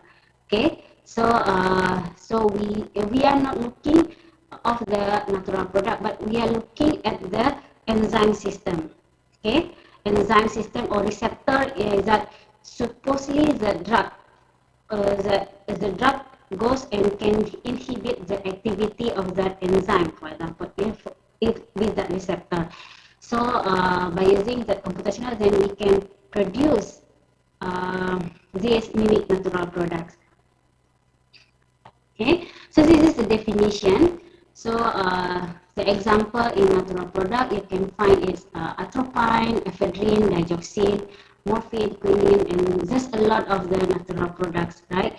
So in botanical you have garlic, ginseng, ginger, ginkgo, right? And the natural mimic just now, natural product mimics. Okay, mimic natural products. So so this that I mentioned just now. So the compound, they are not based on natural product, but they after we produce it, it can work directly to inhibit the receptor interaction between the enzyme and receptor. So they compete with the enzyme directly. So they act quite similar to the enzyme. Okay, so this is the one that we call as a natural product, mimic natural product. Okay, so this is some drugs or compounds that are isolated from the Chinese herbal medicine by following the what we call the ethnomedicinal value or ethnomedicinal uses, traditional use. So in the Artemisia annua, this is the plant name. This is the scientific name. Okay, so this plant actually being used traditionally also to cure or to heal the malaria disease. Okay, so that's why like after that people start to research and investigate it, and they found this artemisinin. Okay, so and then eventually this artemisinin is very powerful. So if you still remember, we before the artemisinin is being discovered, there's also one drug that also derived from natural product, chloroquine. Okay, so the quinine, right? So it's also anti-malaria, but they develop resistance very fast. So they have some lacking there. So with the finding of this artemisinin, so that issue that resistant issue is can be resolved. Okay, can be resolved, and now the artemisinin is it is one of the first liner in the anti-malaria agent. Okay, and also we have this tetrahydropalmitin from the Corydalis Yamhusuo. So this is for analgesic, right? And then we have like the quite complicated peoniflorin. So this is also analgesic from the plant Paeonia lactiflora. Okay, and then just recently, this Icarin. Icarin is actually isolated from the Epimedium brevicornum. So it's used to how to say, just to slow down the osteoporosis. Okay, so because we know the osteoporosis, we cannot avoid it, but we can slow down the process. So this Icarin can slow down the osteoporosis. Okay, so this is another example. So the Purarin that is used for diabetes is isolated from Puerera lobata and salvianolic acid B. Okay, and it's actually from the Salvia miltioriza. Is used in the to treat the disease that related to cardiovascular and cerebrovascular diseases. And then we also have the rincopilin for antihypertensive, costanolide to use in the as anti-gastric ulcer and antispasmodic. Gastrodin also used as analgesic and anticonvulsion.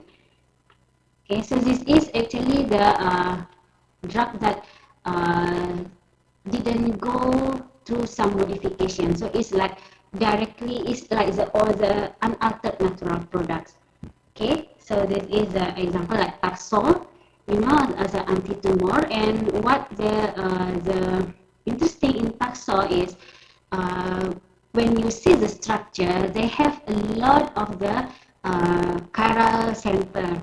And then when to synthesize this Taxol is quite difficult and quite costly. So when want to produce in a mass quantity for the production of the drugs, so the big pharmacy or the company, we say the company pharmacy, they will think about the cost. So when the big pharmacy, they compare between the isolation of Taxol or Docetaxel from the Taxus, Brevivolia, and also the fully synthesized. So the fully synthesized will costly a lot. So that's why they opt to the unaltered, they opt for the isolation of Taxol from this plant, okay, to produce the drug. Okay, and also lovastatin is the first generation of statin that is isolated. So to lower the cholesterol. So before the finding of the atorvastatin, I think the atorvastatin or the Lipitor is the hotspot of the anti-cholesterol that in the market currently, because they are quite safe and also they are very potent, so they require very low dose. Because when you compare between lovastatin, the original one, and the atorvastatin that we modify slightly, semi-synthesized, so the lovastatin, they have the half-life, the shelf life is half of the atorvastatin. So they need more dose in lovastatin compared to the atorvastatin. That's why that atorvastatin is now more in the market compared to lovastatin. But still, lovastatin is still in the market. Only then you need more dose compared to the atorvastatin. Okay, and then this is the drugs that is developed from the natural product. Okay, so this is the gingolite from the ginkgo biloba. So from the ginkgo, we can have two different source of medicine. It can be as a drug, which is a gingolite, or we can use ginkgo as a botanicals.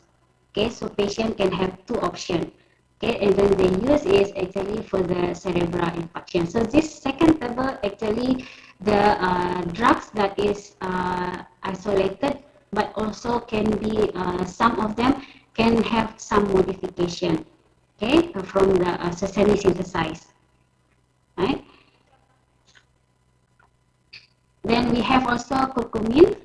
So they curcumin is hypolipidemic, so they are an altered natural product here.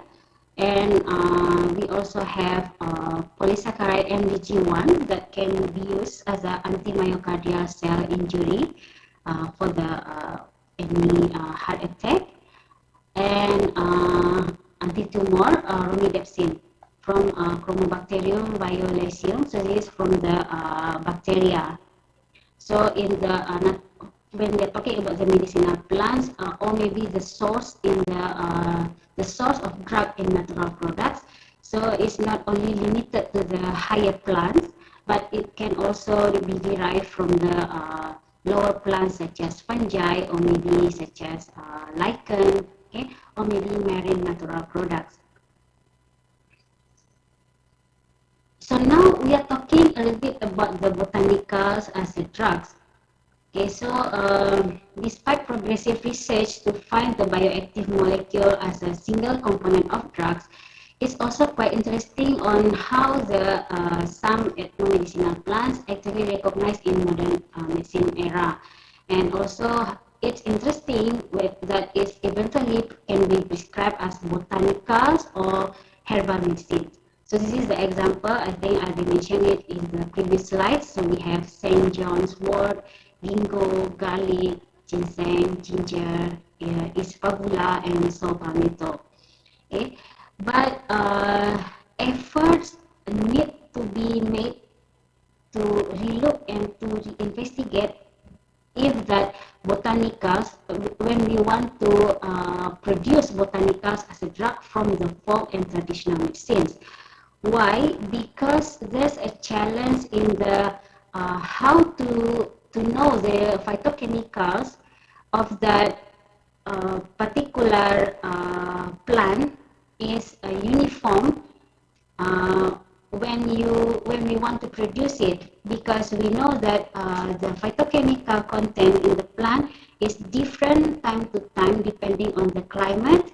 So even though they are in the same grow in the same region but in different climate, so they can give a different phytochemicals. So this is challenging in preparing botanicals to ensure the phytochemical is uniform time to time over the different region. Okay, and also the challenge, the second big challenge in preparing botanica is because they are containing a lot of compounds or a lot of phytochemicals inside that drugs. Okay, because it's extracts, so it's not only one single compound. So possibility of between the compound and the compound, or maybe a few compounds, they have a synergistic effect, or they can nullify, they can they contra each other. So eventually there's no the combination become no effect, okay, or maybe the side effect become worse, become toxic.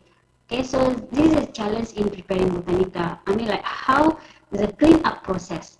Okay, the clean up process, which one that we want to maintain and which one that we want to clean up, the clean up procedure. So in botanical, in preparing botanicals, usually we have after we prepare the extracts, it should go through the what we call the clean up process. So to remove all unwanted materials from that preparation. Okay, so in regulation of this botanica, even stricter compare. I mean, like, because they are containing not only one single compound, so the preparation, the regulation is become quite complicated compared to the drugs, because drug is single or alone chemical or alone compound. Then you can predict like what will be the pharmacokinetic profile, because it's only one single compound. But in botanicals, we cannot say that the pharmacokinetic of this botanica. But that's why usually in botanica you have to refer to what we call, if that botanica or medicinal plants is already being thorough investigated. So just say, for example, ginkgo, right? So ginkgo is already being thorough investigated, and then you find out this they have active ingredient ginkgolide B. Okay, so ginkgolide B is active ingredient, but we don't want to prepare it as a single compound because maybe cost, right? Then what we're gonna do, we prepare the extracts, but we refer the content towards the active ingredient ginkgo, okay, ginkgolide. So so time to time we refer that the content supposedly, like in every 100, just say for example, in every 10 gram of the extract, it contain maybe 10 milligram of ginkgolide. Okay, so it should be consistent batch to batch. Then only then it can be used as a botanicals or herbal medicine, and then it can be prescribed, even though they have any other ingredients, but we refer to the active ingredients. What happens if that botanicals or if that medicinal plants didn't have the active ingredient yet, but they have unique marker? Okay, they have unique marker. For example, you have just say Kecik Fatimah or Labicia pumila. They have Labicianum, okay, Labicianum, but that Labicianum compound is not being investigated yet. So we didn't know what is the activity, what is the pharmacokinetic profile of that active ingredient. So we can still standardize that botanicals toward that chemical marker because it's unique for that particular plant. So they are unique, and then we can still standardize it toward that, but we cannot claim that botanicals as a drugs. Maybe we can claim it as a we can claim it as a supplements. Okay, because we are not sure yet what is the activity of that marker that we refer to, right? So that is the some issue in the botanicals as a drugs. Okay, so they meet some criteria to be able to become drugs. Okay, so if you still remember the chart, the pie chart, okay, you have the unaltered natural product, you have the natural, the derivative from natural product, the synthesized, the semi-synthesized, and also the mimic of natural products. Then maybe you want to know why this such of the compound exists. Okay, there's a 5 big issue that why we have to put some effort to do to derivatize the natural products, the isolated natural product, or maybe to synthesize, okay, to scale up, to be able to be mass produced and to be prescribed to many patients. Okay, so the first issue will be the biodiversity and sustainability, because you still you have to remember when the scientists from the natural product chemistry or phytochemistry doing the isolation of that compound from natural product, okay, and then they are active, but they will take usually the yield is quite low. Okay, is maybe the yield of that active ingredient from the plant. For example, we have gingolite just now from the ginkgo. So maybe the yield of the gingolite may be only about 0.1% from the raw material. So you have to think how to scale up it, okay, in order to fulfill the patient needs. Then we cannot just simply take whatever the nature provides. So you cannot just take all the plants that maybe you find it in that one area or one location, because when you take all, it will disrupt the biodiversity of that the ecosystem. Okay, and eventually, if we didn't maintain the biodiversity, there's a possibility of that plants become no longer exist. Okay, no longer exist, or it will be difficult to grow back. Okay, so it's not sustained. So that's why we try to synthesize, and then we double check with the cost. So if the synthesize is better, giving greater yield, and also the cost is cheaper, then it can help with the biodiversity. Okay, because this from my experience, and I think in Malaysia also in some area, even to maintain the biodiversity, they are not allow the government not allowing the scientists to do research to bring the plant outside of that region. So they have to do it in that region only to ensure the biodiversity is maintained. Okay, so mean that the plant can be sustained over time. Okay, and then also why we need to do the semi-synthesized or maybe fully synthesized of the from the natural products, from the isolated natural product, definitely is cost. So just now I mixed with the biodiversity and the cost. So if the cost is the cost and also the difficulties, right? So just now we mentioned about the atorvastatin, right? So the atorvastatin is really difficult to be synthesized, and then even if we want to tackle the synthesize, it may be very costly. So it's not worth. Okay, it's not worth the money. Then what the scientists can do is how to produce the taxol. Okay, I mean like the taxus, the species. So they can cultivate it. So instead of using the wild variant, so they use the cultivated variant. Okay, but in the same time they maintain they ensure that the active ingredient still there. Okay, so it should they have to be some scientists that are doing that, right? And also the resistance issue. So in the case of the chloroquine just now, so the chloroquine, the natural products, so they are become resistant easily. So what you're going to do is like you have to modify it, okay? Or we should find some alternative, okay? For example, like the artemisia, and efficacy and effectivity. So maybe the for example that the drug that is they supposedly do from the assays, they supposedly work in the brain, but based on the structure they cannot cross the blood brain barrier. So what you have to do is like we have to modify, maybe we have to add like the long chains or maybe any other extra chain long chains that can help that molecule cross the blood-brain barrier, so they can go to the brain, right? So already is the drugs is cannot be absorbed in the how to say, in the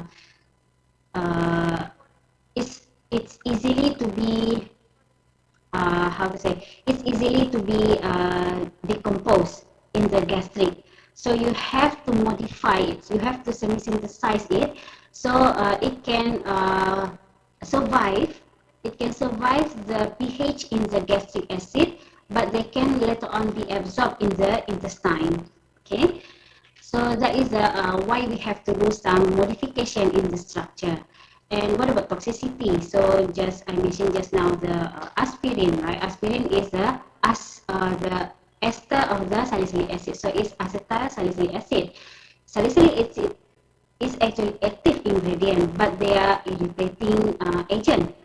So when we turn it into the ester, now is less irritated to the mucus of the esophagus, then the patient can take it safely. Okay. So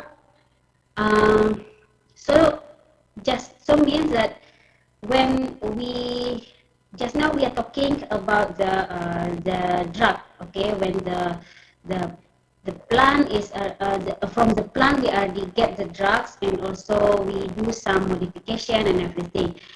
But now there's a question how we can determine which plant that we want to research.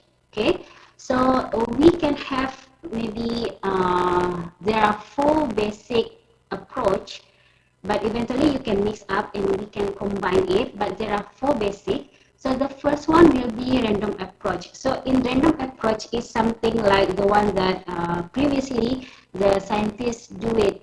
Okay, so they go to the field trip, they just just one area, so they just collect as much as possible. So they collect as much as possible, then after that they take, and also in a quite large quantity. Okay, and then after that they do they can investigate it. Okay, but they will cover in variation of the genus and family, because it's in certain area. Okay, it's random. So regardless what will be that the plant will have the I mean, like, there's no clue, we just randomly pick. Okay, so that is a random approach. But even though it's random approach, but we have a guide, for example, like, okay, we just want this particular, from this particular family only. So even though the family maybe don't have any information about the medicinal value, or maybe there's no information about what will be the closest genus that can give you a clue about the phytochemical content of that genera, then you just randomly you just limit the area only. Okay, and then ethnobotanical approach. So in the ethnobotanical approach, is actually based on the information in the traditional medicine, or maybe from the folk medicine. Okay, it can be the documented, or it can be information from the undocumented. So maybe we go to the native people, then we communicate with them, then eventually they give some information. Oh, this plant they always use to heal this particular disease. Then there's no information yet about that one. Then we can use that information to as an approach to research that plant. Okay, so that one is ethnobotanica. So Rosa, I'm sorry. Or we are I'm doing the research based on the what is already being documented. Okay, so maybe that particular just for example is Artemisia annua, so people see it in the documentation of the traditional medicine. It's used for to treat anti-malaria. So they use that approach to investigate the plant to find what is the active ingredient that can be used to treat anti-malaria, to treat malaria. Okay, and then phytochemical approach. Okay, so this is the because sometimes not all plants can have information in the ethnomedicinal plants. So that is a limitation in the ethnobotanical approach. So mostly what people do now is the phytochemical approach. So in phytochemical approach, you have also divided. You can have two divided approach. First, based on the chemotaxonomic approach, and the second thing is for the ecological approach.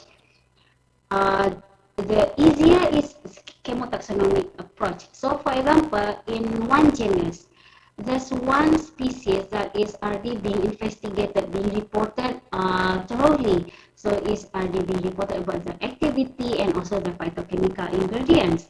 But you have a few plants, a few species from the same genus, but you don't have any information about that plant. Then you can use that approach, because mostly plants that is within the same genus, even though they are different species, they will have a quite similar distribution in the phytochemical contents. So you can expect the class of that phytochemical, maybe they will have a different compound, but they will have the same class of compounds. Okay. So for example, like you have pandan, you have Pandanus amarilius, then you have another species pandan. You know that pandan is rich in alkaloid, then you know that another pandan maybe not yet being investigated. Then you can use that approach, that you can do hypothesis that another pandan maybe they also have alkaloid, because in Pandanus amarilius they have a lot of alkaloid. Okay, so that is chemotaxonomic approach. What about ecological approach? Ecological approach is like the ecology. Okay, so the ecology, the system where they grow, because where the system where they grow means that they will share the altitude, the altitude, okay, the longitude and the climate, and then the soil. Okay, so that's why, like, we can within the same area, we can expect possibly they will have they will share some phytochemicals. Okay, and also Rosa, I'm sorry. I'm sorry. I want to remind you about the time, doctor. All right. Sorry, So just another one more slide. Okay. Okay, thank you. So Yes. this is the second last. Okay. So the in silico approach actually is something like to minimize the time. Okay, to reduce the time, then we can use in silico approach. So by you have the software, so you just put all the active ingredients that are already in the data bank, and then you do some in silico approach by using like the model. Then you can find what will be the model of your compound that you want to synthesize. Okay, so this is the challenges in drug development of from the ethnobotany. The main challenge is the replication. So how we want to replicate this the drug like batch to batch, right? Because the identification of components, it will be quite difficult, and also there's a possibility like the activity is like from the non-desirable compound, for example like tannin, because they are polyphenolic, they are high antioxidant, but they are not a good drug. Okay, because they are just how to say, they are just they are not active ingredient. Okay, so there's a protocol that you should follow in order to establish the drug that you want to use from the ethnobotany. First, you have to collect information. It should be double check. And then like you evaluate that ethnomedicinal information, and after that only then we can collect the collect the plants to do the pre-screening and pre-eliminatory bioassay. Alright, so this is the last. So I think this one just for the conclusion. So in research, in plant research, we have a few strategy. So either like from the medicinal plants, you want to get a single active component, or we want to use that medicinal plant as a botanicals. So if we want to use it as a botanical, so we have to consider what will be the active component that we will standardize it later, or maybe if there's no information about that, then we can standardize it based on the chemical marker. Okay, so I think that's all. So thank you very much. Sorry for the extra time. Okay, if there's any questions, so I will answer this first. Thank you, Dr. Rosa, for the nice presentation. It gives us some insight about the importance of ethnomedicine to cure disease. Now we open the discussion session. We already have some questions in the chat room. I will read the question first. Host, please show us the question on the screen.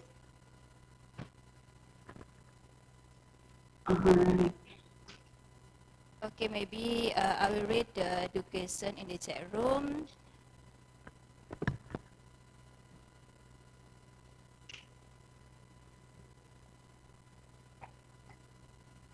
The first question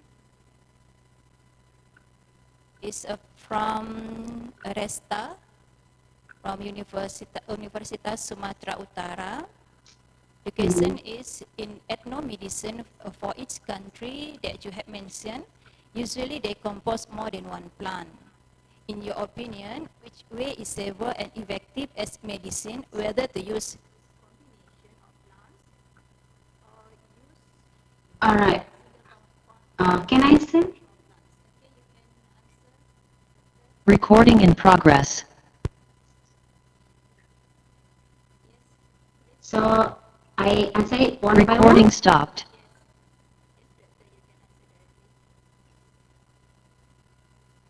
Okay, so I just responded. So so in my opinion, because just now when we are talking about how to say the traditional medicine, that the previous traditional medicine system that we discussed previously is composed of more than medicinal plants, right? But you have to remember they already use it for 1,000 years. Okay, so it's not only just a few years, but 1,000 years. And then like they already applied to so many patients. So the efficacy, the effectiveness, and also the safety of that particular combination is already being challenged. Mean that they already proved. There's no concern about the safety issue because it's already being used, and then there's no issue about the safety, right? So they still use it because there's no issue. So that's why for the TCM, for the particular traditional medicine that use the combination, so in my opinion, they can still use it. But it's supposedly well documented.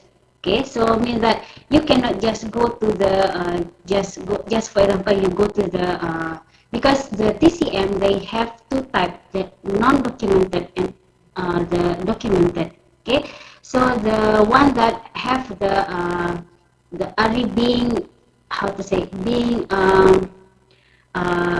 proof to have the safe to have like non they already being proved to be safe to be used by the patient because it's already documented, and then just also document that mention there's no issue about this plant. Okay, so the patient is healing properly, healing as expected.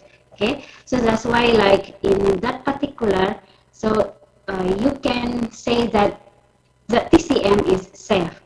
But in terms of which one that is the best, So it goes back to your, as a patient, how you want to use that particular. For example, you as a patient, do you want to opt for the traditional medicine, or you want to opt for the single compound that already established as a drug? So it's like in the hands of the patient. Okay, so it's not because both, I mean, like in the TCM is already proved they have efficacy and safety, and single compound also have they already proved also to have safety, and they also effective. So now is in the hands of the patient, with the well informed by the physician and pharmacist, so they can have a choice which one that they want to choose to cure or to heal their disease. Thank you, Doctor. Now we move to the next question. The next question is from Prof. Aziza, the lecturer of Universitas Sumatera Utara. She asks, just now you had mentioned that concentration of the active ingredient of medicinal plant is not consistent from time to time. So what are the strategies that should be done to make sure it's consistent pharmacological effect in case of the plant extract has been produced as raw material? Please, Doctor. Okay. All right. So because even though we are trying to maintain like collecting sample material in the same month, and then like the maturity of the plant is the same, okay, is a similar age, for example. So the maturity is very important to ensure that that phytochemicals is the same, okay, because the young leaf will have a different quantity of that compound A compared to the mature leaf, right? So but because like when you do extraction, sometimes you just pick everything. You cannot choose like you just want to use a mixture only, because eventually you end up with a like lesser raw material, so you cannot get a large extract. But how to make it consistent? So we can do what we call like clean up process. Okay, like we clean up it, like we remove all the unwanted material. For example, we remove all the fatty acid, we remove chlorophyll, we remove tannin, and then eventually, during that removal process, we see. That's why this is the important in the medicinal plant as an extracts, okay, or botanicals. So in the beginning of your study, you have to choose what will be your marker, either is bioactive marker or chemical marker. So when after the clean up process, then you have to maintain that concentration, okay, from the production, the first production to the next production, it should be in the same concentration. Okay, so that is how to maintain the quality of botanica. So you have to pick one particular marker. Okay, the best one supposedly like the active marker, but if that plant didn't have active marker, then you can opt for the chemical marker that unique to that particular compound, particular plants. Okay, thank you, Doctor. So maybe we can say we have to standardize the extract, right, Doctor? Yes, we have to standardize it. Concentration of the compounds. Okay, Doctor, thank you. We have offline question from the offline participant. Please, Kevin Panjaitan.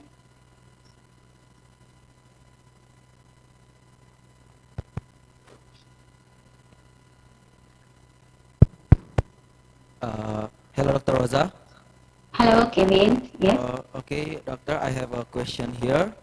Schisandra sinensis, that plant contains Schisandrin C, bicyclal, and bivandate with hepatoprotective and anti-hepatitis B virus effect. As a hepatoprotective, is Schisandra sinensis can also be used as an anti-hepatitis A virus or anti-hepatitis C? Are there any improvement or permits such as drug safety test from the government and relevant institution? Is it available as a pharmaceutical dosage? Thank you, doctor. Oh, can you repeat again? There's so many. Wait, Okay. Schisandra sinensis. That plant contains Schisandrin C, bicyclic, and bivandate with hepatoprotective and anti-hepatitis B virus effect. As a hepatoprotective, Schisandra sinensis can also be used as an anti-hepatitis A virus or anti-hepatitis C. Are there any improvement or permit, such as drug safety test from the government and relevant institution? Is it available as a pharmaceutical dosage? Alright, so are you talking in the context now? It's the government is Indonesian government? It's okay in Indonesian and global, doctor. Okay, because it depends on where they, because when they want to when we want to produce it, just say we want to produce it as a botanicals, right? Then you have to we have to target the market. Okay, so only then we know where we want to register it. Okay, so just say you want to register it to European countries, okay, to be marketable in European, then you have to check what their regulation, okay, and then maybe in European they will be quite strict, so maybe you want to choose like what about the Thailand, so they will have quite slight different, even though they're approaching the same regulation, but maybe the strictness is quite different. Okay, and then when you're talking about that species, right? I forgot the name, but they contain three components, right? Three components. And then just now you mentioned they have the antivirus and also hepatoprotective. Is it the testing is just as in vitro, in vivo, or is it already in the clinical trial? Because you have to remember before, even though it is in botanical, as a botanicals, it supposedly goes to the clinical trial as well. So it cannot be just until we do we get the compound, and then we test the assay. Maybe they have the antivirus. So maybe the antivirus, maybe they are towards the hepatitis A, but they are not towards the hepatitis C. So you cannot claim they go for the all hepatitis type of hepatitis. So it's only like what particular that are being tested, that particular plant are being tested or particular compound being tested. And then hepatoprotective, what kind of hepatoprotective that they claim it. So after that in vitro and in vivo, then only then you can go for the clinical trial.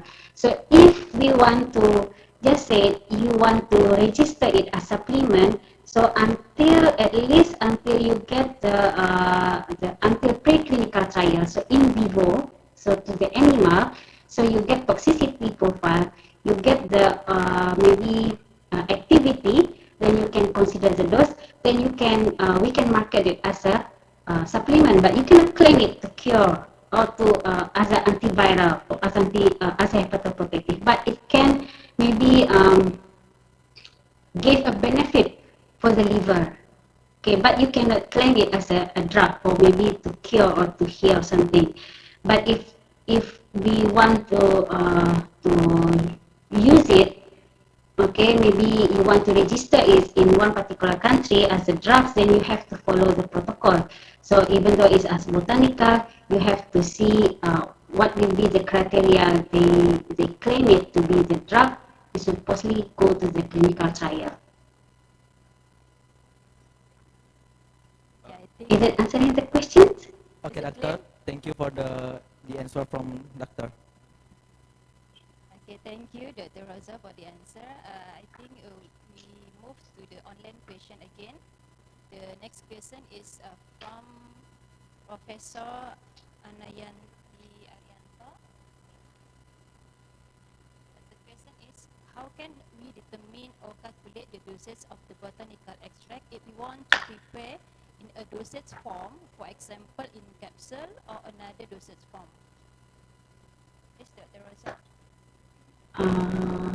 Which one? The number one. How can we determine or calculate? Okay. How can we determine the dosage? That's why just now we mentioned it should be standardized toward the either chemical marker or the active ingredients. So just say you want to you want to use it in the capsule, and then the extract, definitely they have the weight and how many percent or how many gram, for example, of that botanical. So for example, in botanical extract, you standardize it to what its active compound. We say it compound A. So when we want to calculate the dose should be referred toward that compound A. So so you should always refer to that compound that you standardize with. Okay, thank you, Dr. Rosa. I think we move to the next question because we have many questions here.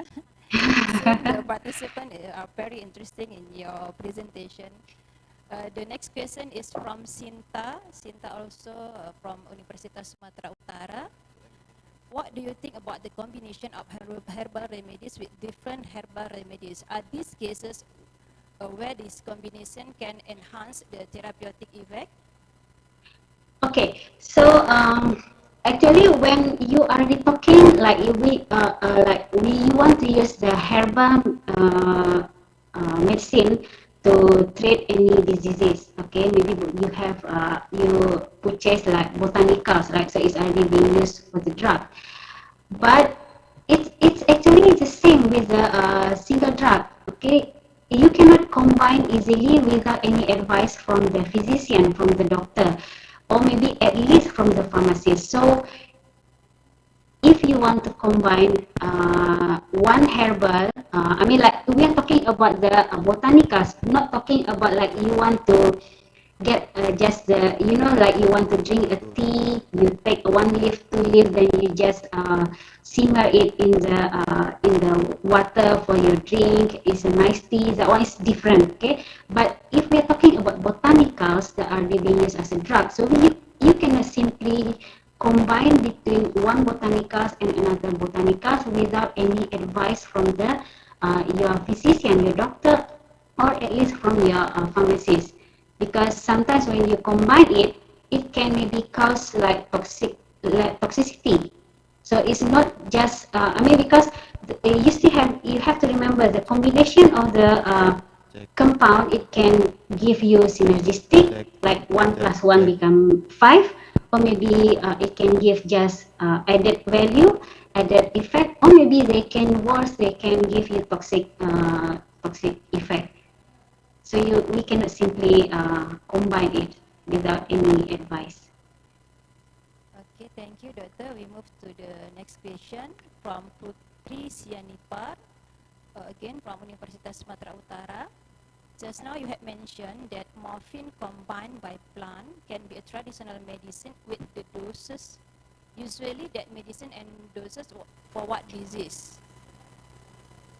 Oh, morphine. Morphine, yes.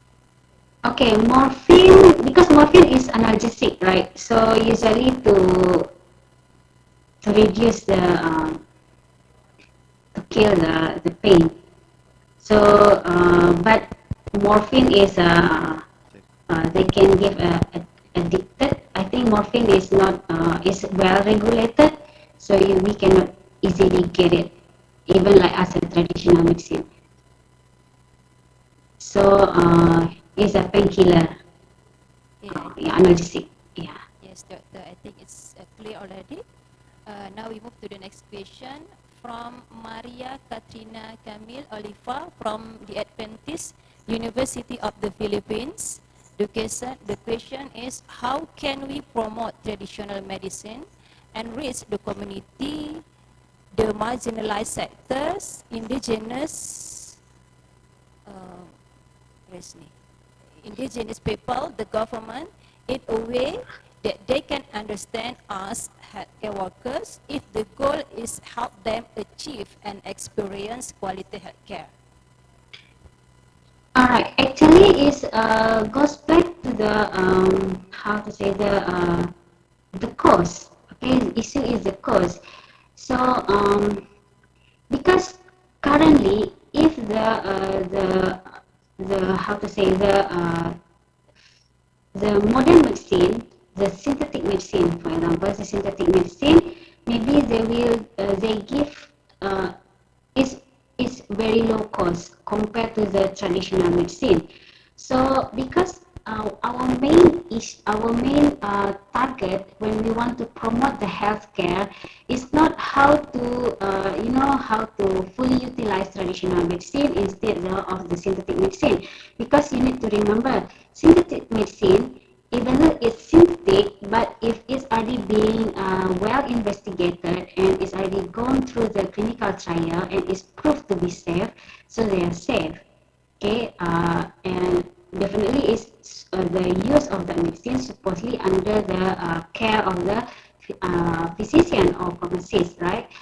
But in case, okay, because like in Philippines, you said yes, people tend to take synthetic medicine because it's low cost. Definitely, how you can promote the traditional medicine if the traditional medicine cannot compete with the cost.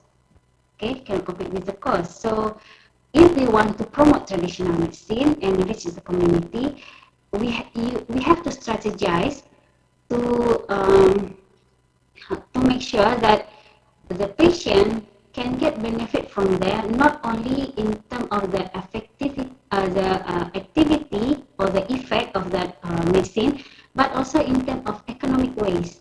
Because when we are talking about the how people choose, how people take care of their health, so definitely it will also related to the economic sector. Okay, so unless the synthetic drug is very like quite costly compared to the traditional medicine, or the accessibility toward the synthetic medicine is quite difficult, then we can promote the use of traditional medicine as an alternative, okay, to give to the or to treat or to heal some diseases. Okay, then we can promote it. Maybe we can promote, but definitely we have to encourage the people who produce the traditional medicine to follow the regulation. Okay, so the if the label is very clear, the content is clear, and so means that the patient will take the same dose, and then they will expect the effect will be the same. Okay, so that's why, like in promoting traditional medicine, we cannot just say that oh, this plant can do this one. No, you have to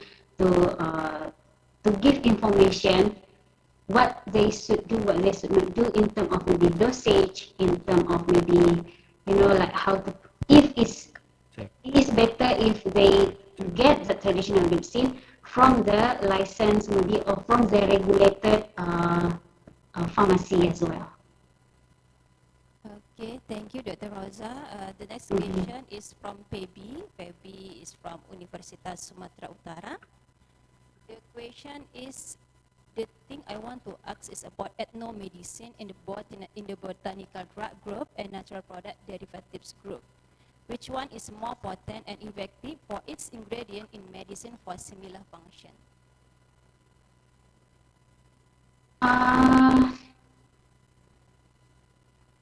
We cannot say it without any data from the experimental. Okay, definitely. Which one is more potent between the botanical drug group or the derivative?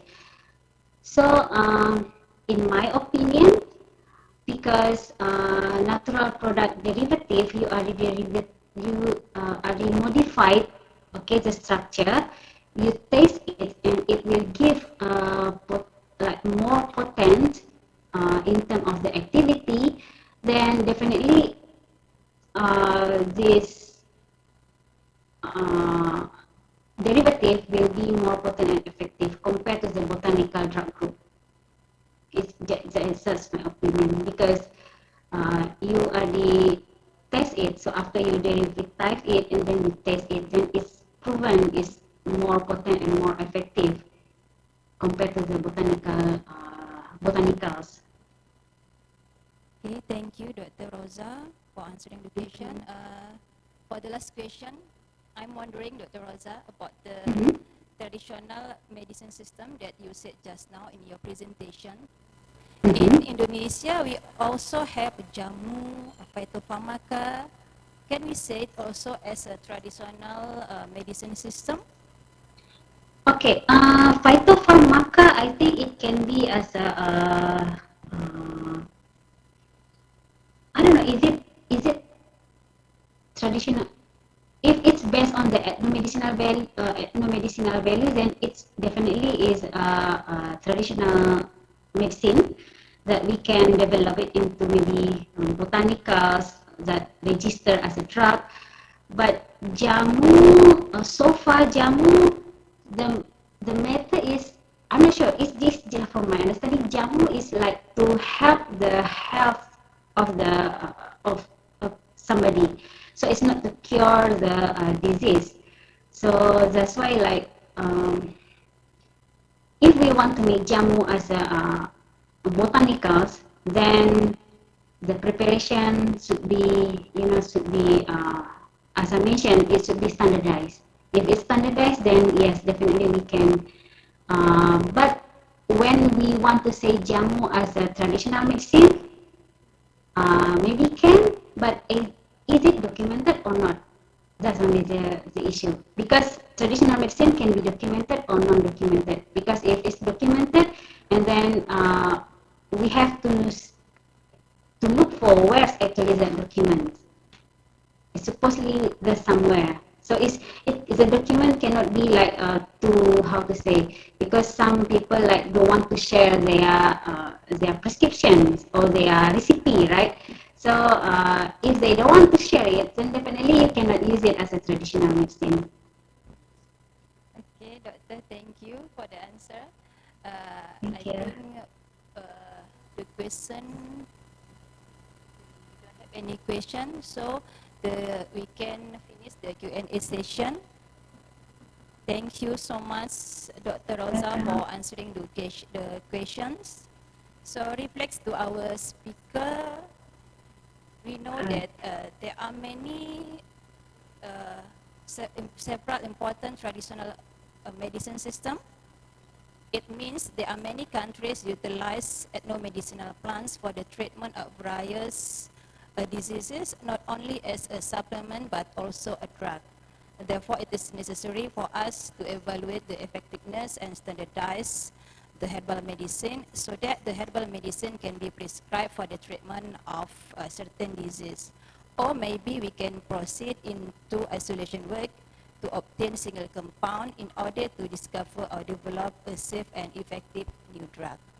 That's the point that I can summarize from the presentation of Dr. Rosa today. Thank you again, Dr. Rosa. Ladies and gentlemen, finally we are at the end of this session. Again, thank you to our distinguished lecturer, Dr. Rosa Dianita, for sharing the valuable information. The information is useful and beneficial to all of us, especially to all the students. To all the participants, thank you for your attention and participation. I apologize for any mistakes. Hope to see you all in the future. For the next session, I give it back to the MC, our beloved student, Miss Aini and Miss Elisa. Thank you. Wassalamualaikum warahmatullahi wabarakatuh.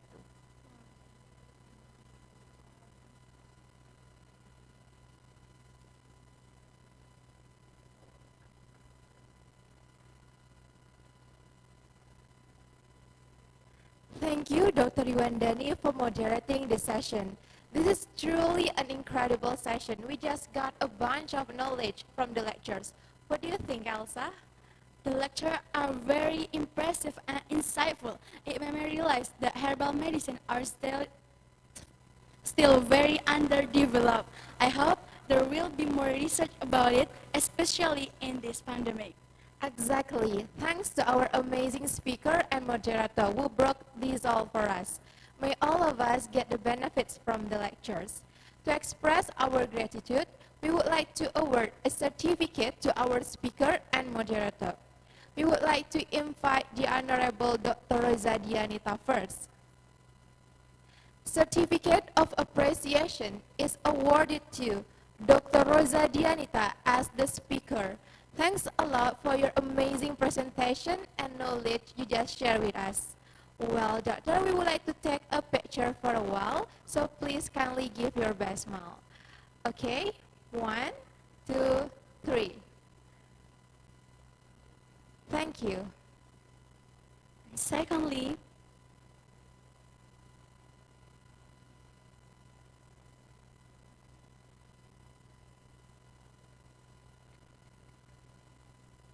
Certificate of Appreciation is given to Dr. Yuandani as the moderator of the session.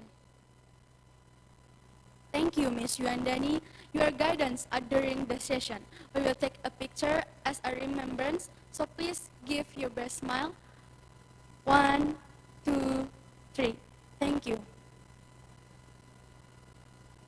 Okay, thank you to our speaker and moderator. Well, Elsa, would you look at the time? It's almost 12 already. Yes, Heini. All those great sessions made me forget what time it is. That means we should take a break for now, don't we? Yes. During the break, the participants are allowed to turn off the video, but make sure you are still connected with us. We will be back on the course at 1 p.m. Western Indonesia time. Then we will see you again on 1 p.m. Western Indonesian time. Make sure not to be late.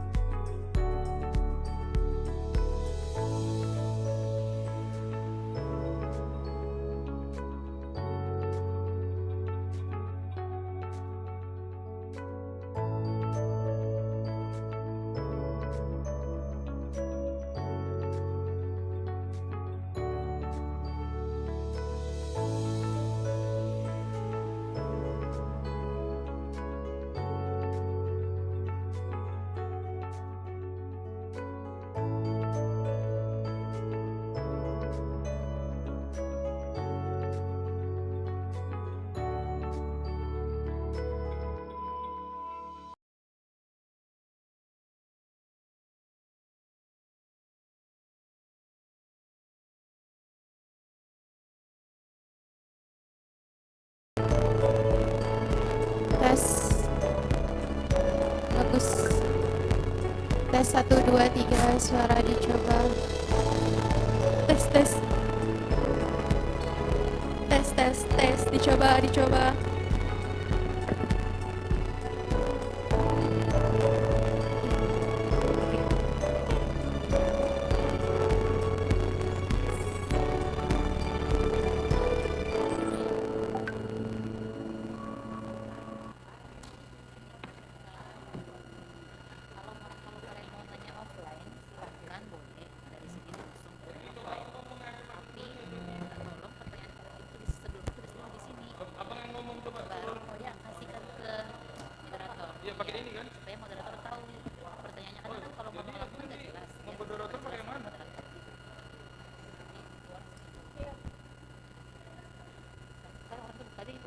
Ini kan?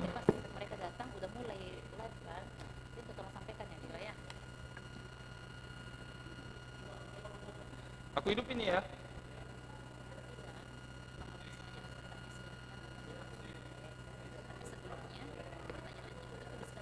Cek, cek.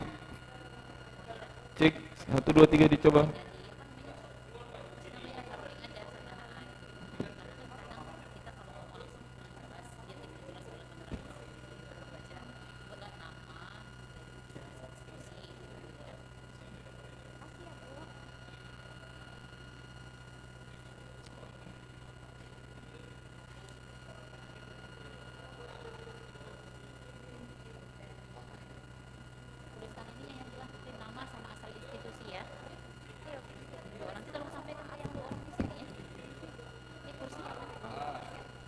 Berarti itu memperhatikan. Cek, cek, cek.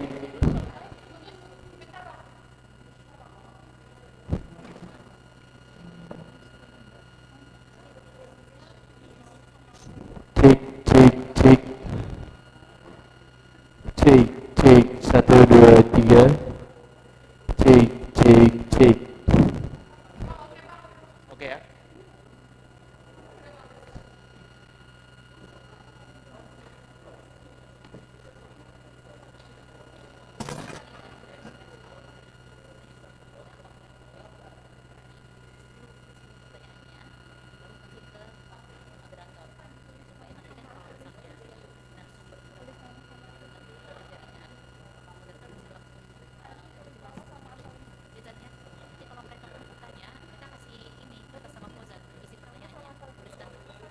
Iya maksudnya kadang kan nggak jelas, Fauzan tetap mereka nanti kasihkan ke Fauzan.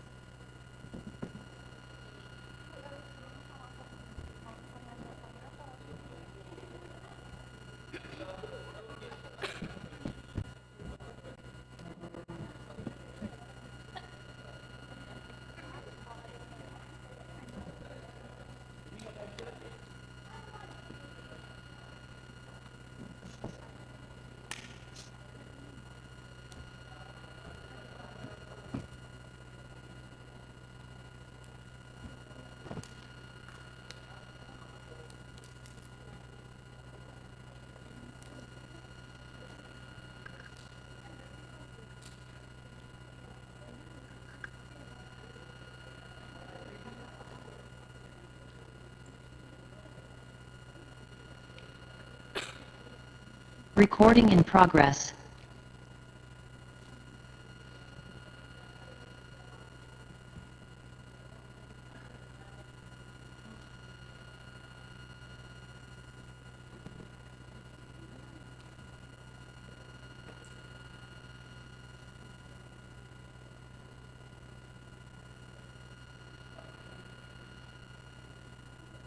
Dear participant, welcome back to the International Summer Course of Pharmacy 2022.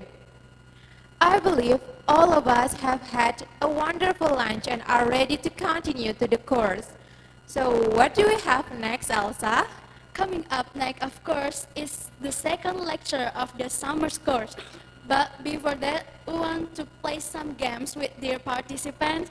So we have some warm-up before our next session. Well, this game will be led by our special one, Kevin and Rahmat. To Kevin and Rahmat, may have the stage.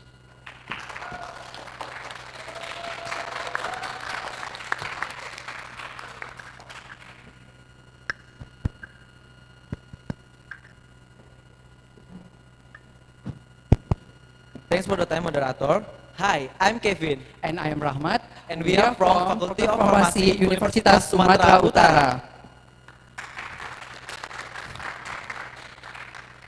Okay, the first lesson was a great presentation, right? Yes, you're right. And now, before we start the second lesson, let's play the game. The game? Yes, the name is Guess What I Am. That will be a few questions and you will guess what day is that. But before we start the game, I think it will be better if we have a yell. Okay, if I say Summer Course 2022, you'll say, keep thinking and shine. Okay, first let us demonstrate it.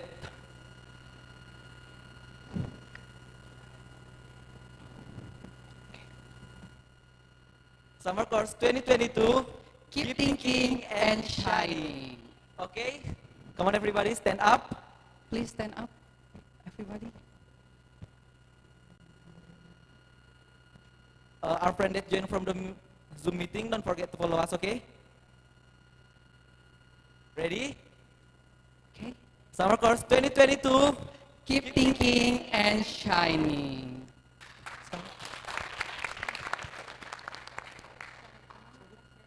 Okay, thank you. You can sit down again.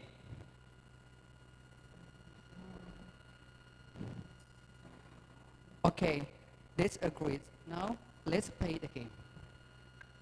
First, before we play the game, use your smartphone and search Mentimeter on Google.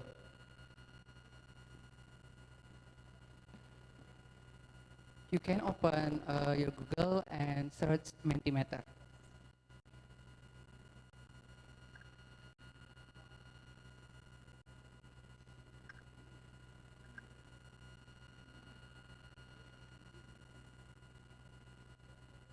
Okay, then insert the code.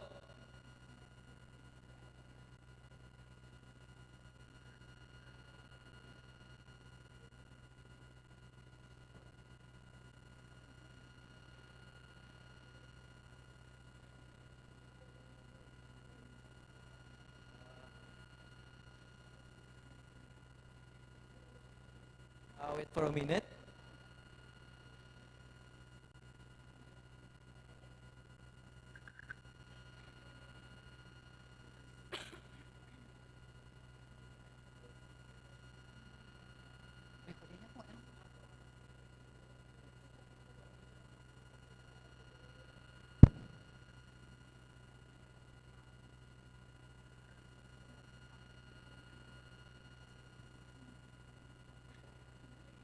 Okay, sorry for the delay. You have opened the Mentimeter, right? Insert the code 8477 0744. I repeat it. 8477 0744. Use your real name, okay?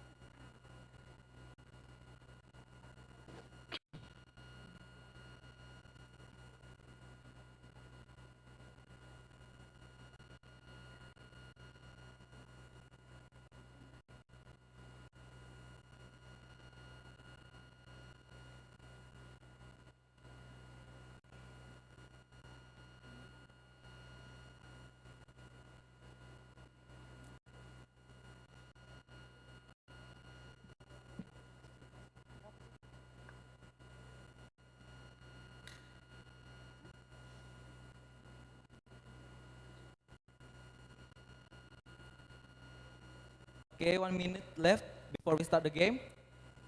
Come on, hurry up.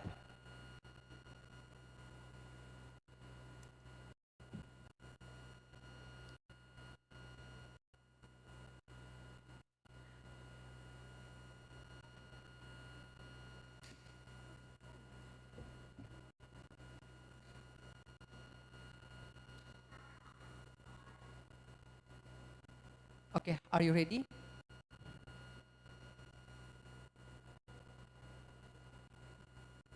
Okay, let's play a game.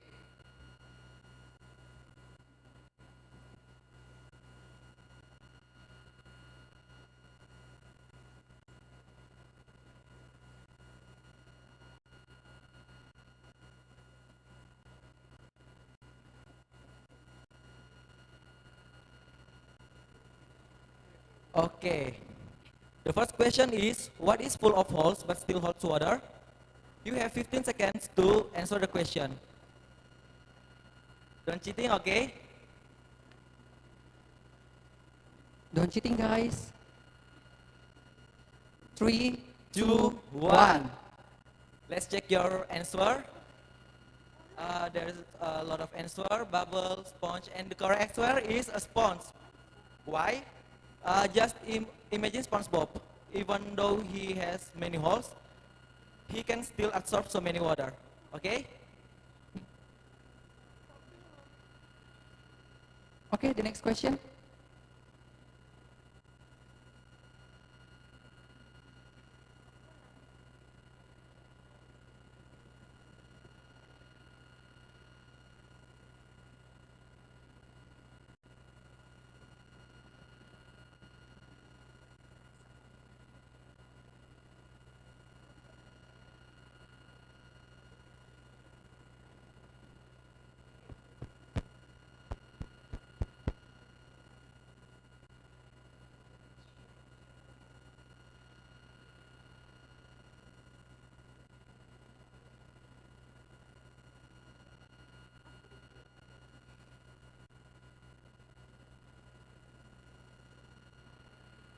Okay, for the leaderboard, we can see that so much that has 1,000 points.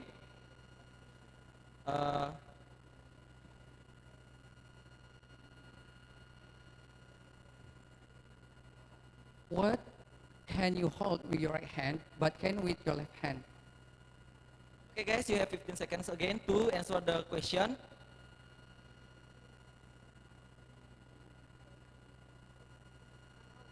Three, two, 1. And let's check your answer again. Feet, left hand, a pen, right, and the correct answer is your left hand. Why? Just practice it. With your right hand, you can hold your left hand. But with your left hand, of course, you can hold your left hand. Okay? The next question.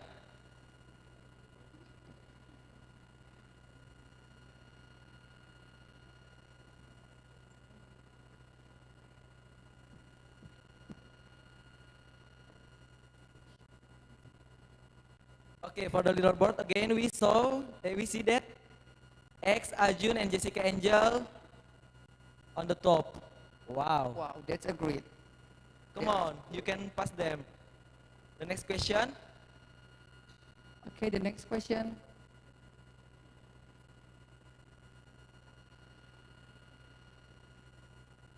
There is a stone weighing 100 kilograms and carton 100 kilograms, both of which are dropped and hit Maya's feet. Which hurts the most? Come on, it's just a simple question with a simple answer. Okay, hurry up, guys. 3, Three, 2, and and one. 1.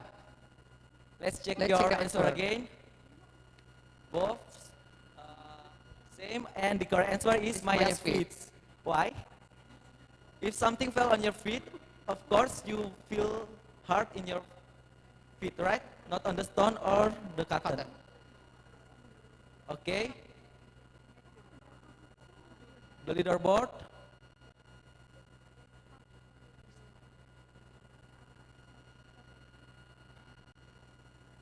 X in the first position, followed by Arjun and Jessica Angel. Come on, guys, you can do it.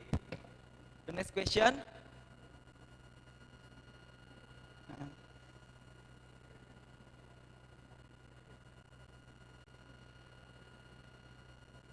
What has to be broken, you can use it. What has to be broken, you can use it. Come on, guys. A simple answer. Hurry, hurry, hurry. Come on, come on, come on. 3, 2, and 1. Let's check your answer again. There's so many questions. I'm sorry, but I can see it. And the correct answer is an egg. Why? If you want to use an egg, want to fry or make them to a cake, of course we must broke them first, right? Yes. Okay, for the leaderboard. Okay. Who is the top? Who is the top? Okay, guys. Oh, X still in the first position, followed by Fahwa, Ajun, Jessica Angel, and Kat. Okay, the next question. Okay, this is the last question, okay? Hurry up, bestie, hurry up, bestie. Be focused and concentrate. What goes up but never comes down? What goes up but never comes down? Okay, In come Indonesian, on. it said, apa yang selalu bertambah tapi tidak pernah turun? Apa yang selalu bertambah tapi tidak pernah turun? 3, 2, and 1. Let's check your answer. Hate, but the correct answer is age. Why? You can grow old, but you can become young again. Ya, di dalam bahasa kita mengatakan kita selalu bertambah umur tapi kita tidak pernah jadi makin muda. Betul? Okay, for the leaderboard, we can see that in the first position,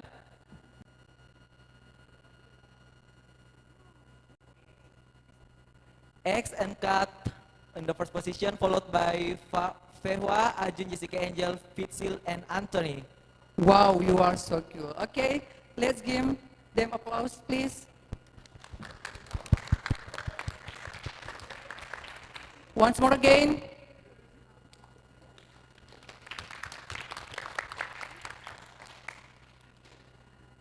Thank you for the time. See you in the next game. Goodbye. Okay, we break this to the moderator.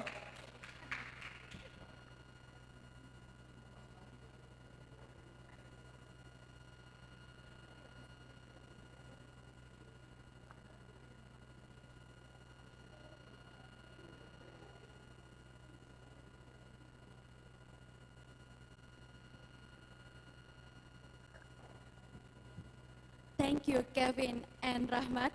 Coming up next, of course, it's second lecture of summer course, with the topic of herbal medicine business potential by Mrs. Ratna Saptarina R. from PT Kimia Pharma Tbk.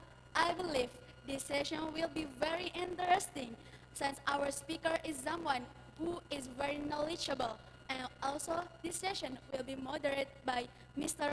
Muhammad Fauzan Lubis, S-Farm and Farm Apotheker. Our moderator, Mr. Muhammad Fauzan Lubis, is a lecturer in Faculty of Pharmacy, Universitas Sumatera Utara. He graduated with a Bachelor and Master of Pharmacy from Universitas Sumatera Utara. Mr. Fauzan's primary research interest is around pharmaceutical biology. So yep, without further ado, let us welcome Mr. Fauzan. Bismillahirrahmanirrahim. Thank you for our master ceremony today. Assalamualaikum warahmatullahi wabarakatuh.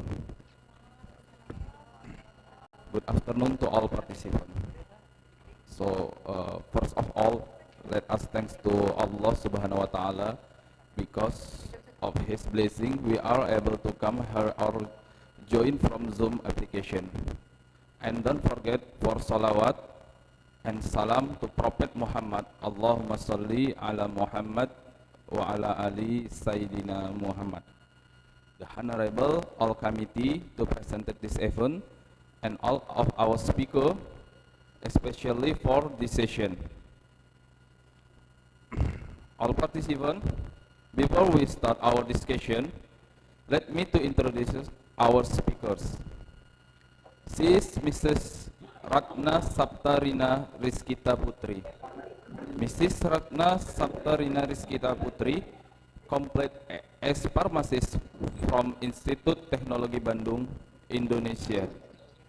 Mrs. Ratna have too much professional experience, but now Mrs. Ratna is a manager in new product development PT Kimia Pharma. And for this session, Mr. Ratna will sharing the interesting topic to all of us about herbal medicine business potential. All participants, please welcome Mrs. Ratna Saptarina Rizkita Putri. Hello, Mrs. Ratna. Hello. How are you, Miss? Fauzan. Yeah. I'm doing great. How are you? I'm fine, thank you. It's in a good condition. You can hear my voice I think you. clearly? Yes, I can. Okay, nice to meet you, Mr. Ratna. Nice to meet you. Okay, Everyone. Mrs. Ratna, before you presenting your topic, I would like to give information about our agenda. So, for the first, you have 1 hour to share your presentation. And after that, we will move to discussion session. We have 30 minutes for discussion session. So, for all participants in this room, if you have a question, you can ask to our speaker as directly. But if you in Zoom application, you can mention your question in chat menu. So, Mrs. Ratna, I hope you ready. Time is yours. Thank you, Pak Fauzan. So, Assalamualaikum warahmatullahi wabarakatuh. Waalaikumsalam warahmatullahi wabarakatuh. Everyone. So, my name is Ratna Saptarina. I am currently working at PT Kimia Pharma, TBK, as manager new product development. I'm based in Jakarta, so it's a hi from Jakarta. And I would like to thank all the organizing committee for inviting me. It's such an honor for me to be here today, and maybe I would like to share some of my knowledge in herbal medicine, and as mandated by the committee, I will be sharing information regarding herbal medicine business potential. So I would like to start my presentation. Let me just share my screen.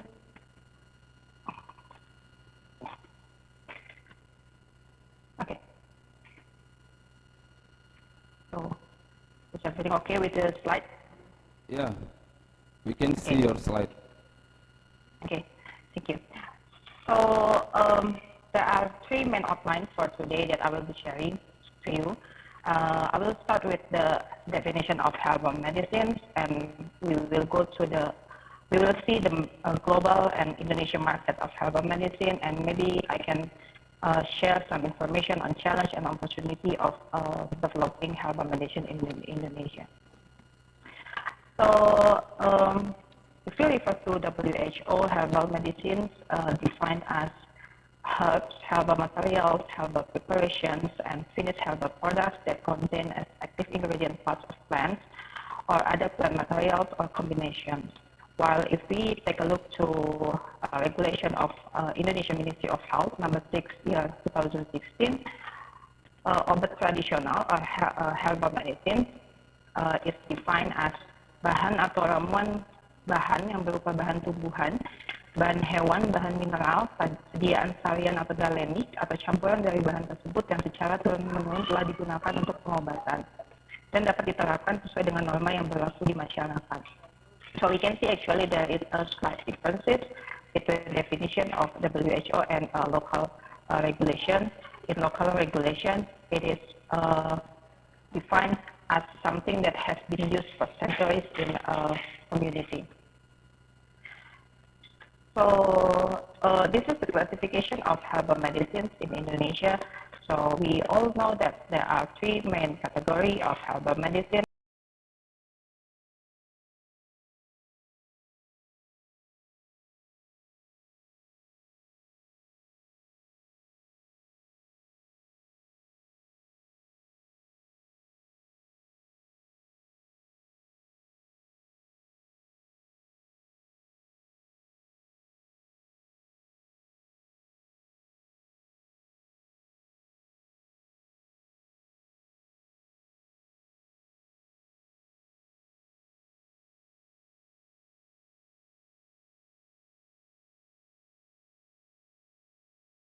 Obat herbal tersebut. It is defined as preparation of herbal medicine which has its efficacy and safety has been proven by preclinical data. and also the raw material have been standardized. While phytopharmaca, its efficacy and safety has been proven by preclinical and clinical data, while the raw material and finished product also have been standardized. So I take data from BPOM or Indonesian FDA website. So you can see that in terms of number of products registered in Indonesia in BPOM, actually there are lots of herbal or traditional medicines products registered. So it is up to 15,000 SKU products that has been registered up until year 2022 June. And it is more number if we compare to the health supplement, or even it is quite similar to drugs number of product registered. So if we take a look at the category itself, it has we have a lot of products category in jamu. So it has more than 15,000 SKU, while for obat herbal standard or phytopharmaca, it's only 102 SKU for OHT and 35 SKU for phytopharmaca. They put me to a question why, because if you see from jamu, the number is 15,000, but we only have 100 SKU for OHT and phytopharmaca. You can see that this is some of the example of the product. So Enkasari or Batugin, maybe you know the product is produced by Kimia Pharma, or you may know that Jamu Jago or Nyonya Menir Jamu. And for obat herbal standard, we have Antangin or Kiranti, the example of the product. While for the phytopharmaca, we have maybe you are familiar with Simuno from Dexa, or maybe Nadia from Kimia Pharma. Okay, so I would like to go to the herbal medicine market, but first I would share about some information on Indonesia biodiversity as our potential. So if we see that Indonesia is categorized or put as top 5 country with mega biodiversity, if we refer to LIPI data in 2015, Indonesia has more than 30,000 plant species.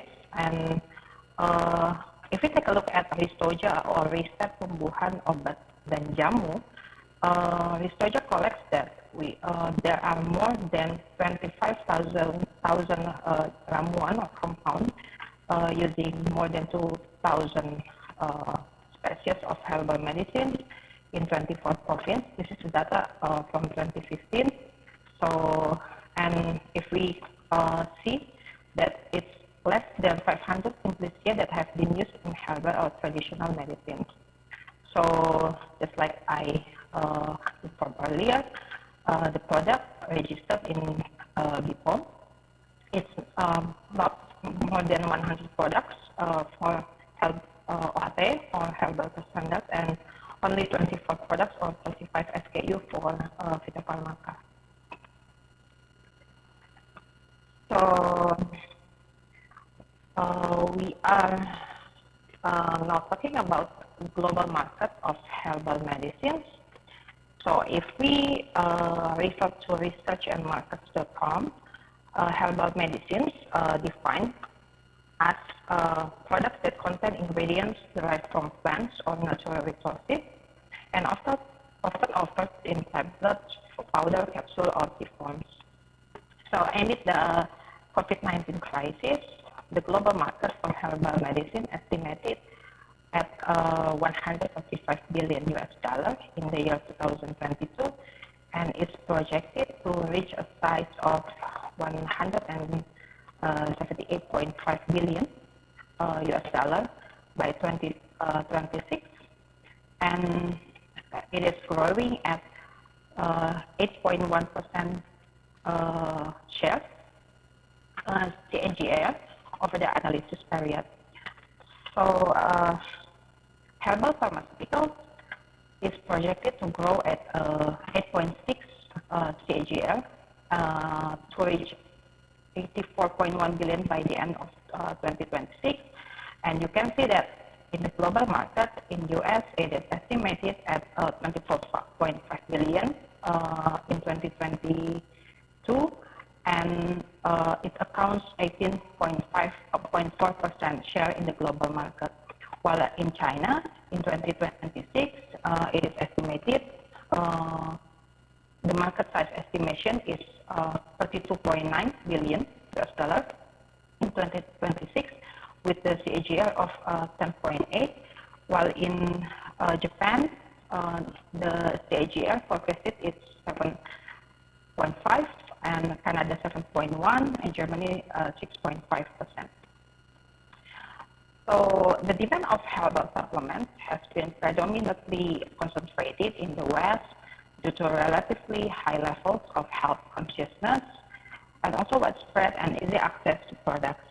An aging population, changing health perception, and the threat posed by antimicrobial resistance are driving the demand for herbal supplements and remedies. So let's take a look at Indonesian market. So herbal or traditional products is 9% retail current value growth in 2020. So this is different data that I take from Euromonitor Passport published in November 2020. And the market of herbal and traditional products in Indonesia in 2020 is has reached 13.9 trillion rupiah. There are slight slowdown in growth for herbal traditional products in 2020 as COVID leads to less out-of-home consumption and less travel. If you see the sales,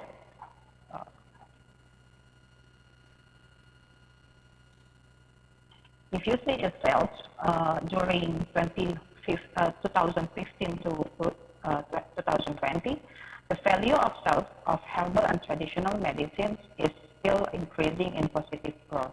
But however, if you take a look at the CAGR of the value growth, it is actually lower for growth in 2019-20 compared to the CAGR 2015 to 2020.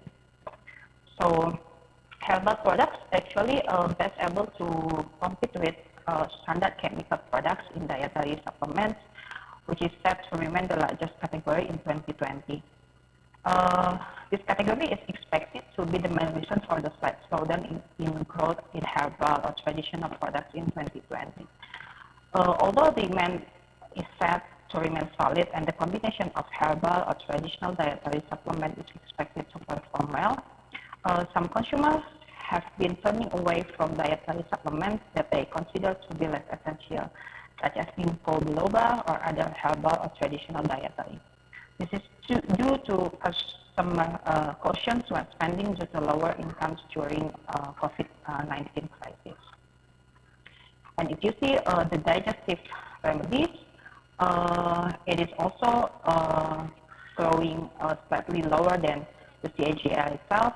This can partly be attributed to the sharp decline in demand for motion sickness remedies and pediatric motion sickness remedies due to the decline in travel as a result of the PSBB measures. The decline also expected in the large diarrheal remedies category.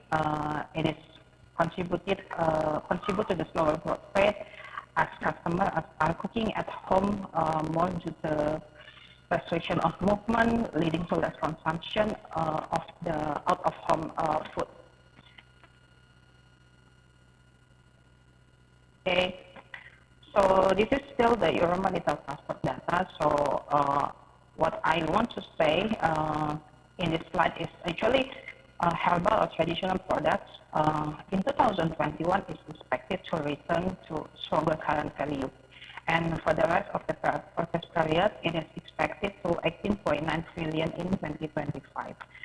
So we can see that the CAGR, the growth of 2020-2021 is better if we compare to the CAGR. So hopefully 2021 to 2022 is now better for the market size.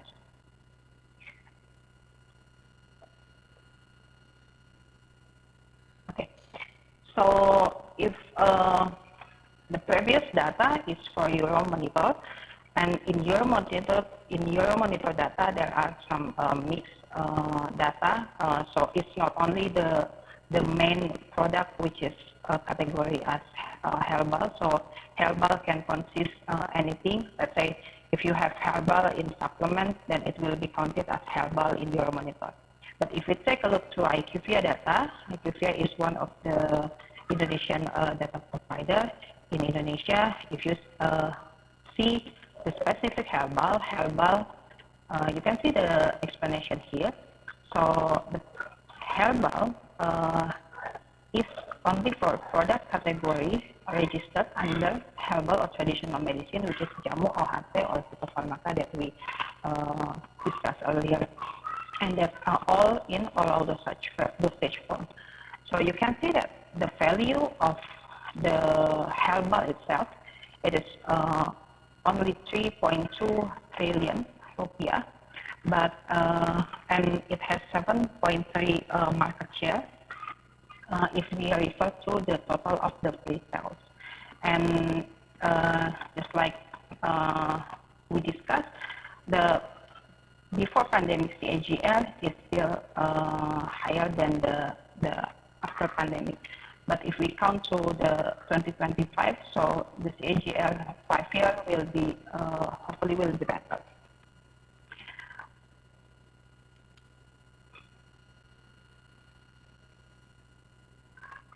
Okay, so if we take a look to the product, maybe some of the product that you see here is common for you to see in the market. So this is top 20 products, herbal products that is selling well in Indonesia. So we have tolak-angin, we have albumin, we have Neuro8, we have Vermin, Imuna, etc.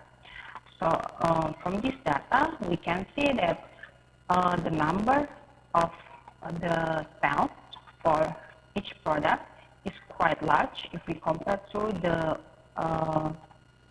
chemical drugs. So means that the herbal product is accepted well in the market.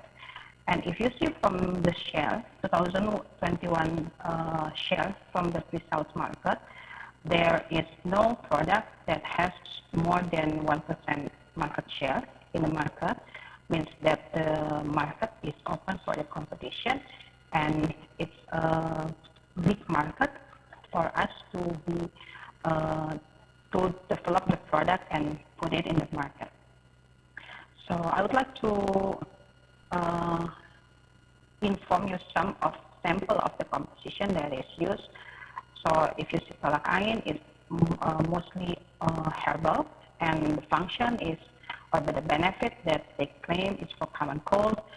While albumin, it is used for the immunomodulator, it's for blood circulation, Vermin for anti-fever, and Simuna also for immunomodulator. So we can see that the function or benefit that is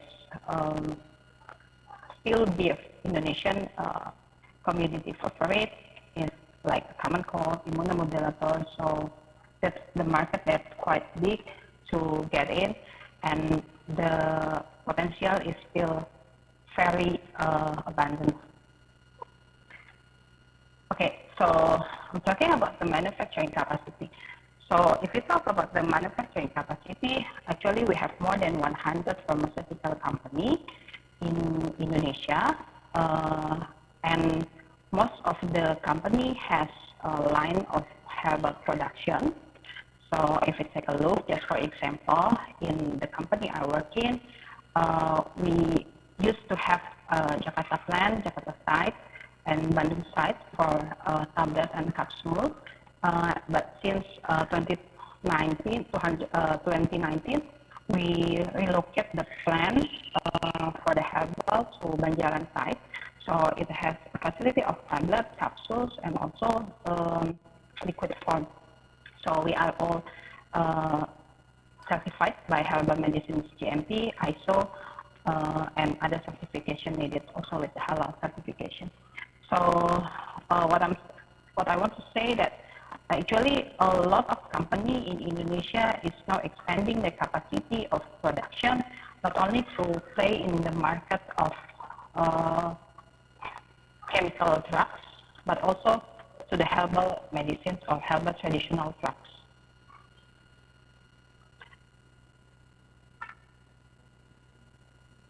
Okay, so this some challenge and opportunity of developing herbal medicines in Indonesia. The first one is for the challenges. Sometimes the product has or the community people has lack of product or brand awareness. So to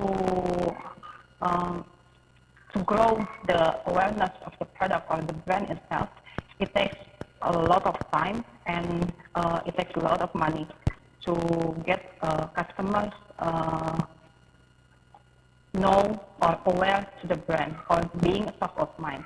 So if you see like a product like Kolak Angin or Antangin, it is more than 10 years in the market. So they are more than 10 years in the market. So and it costs a lot. Second one, in herbal, the mindset of instant relief that customer wants doesn't match with the work of the herbal itself. So that's quite a challenge when we develop the product that has some competitors or that has some specific function for specific disease. Third one is the supporting regulatory framework. So in developing herbal medicines, we sometimes have some difficulty in clinical standard, either it is timeline or the standard for doing the preclinical and clinical trial itself.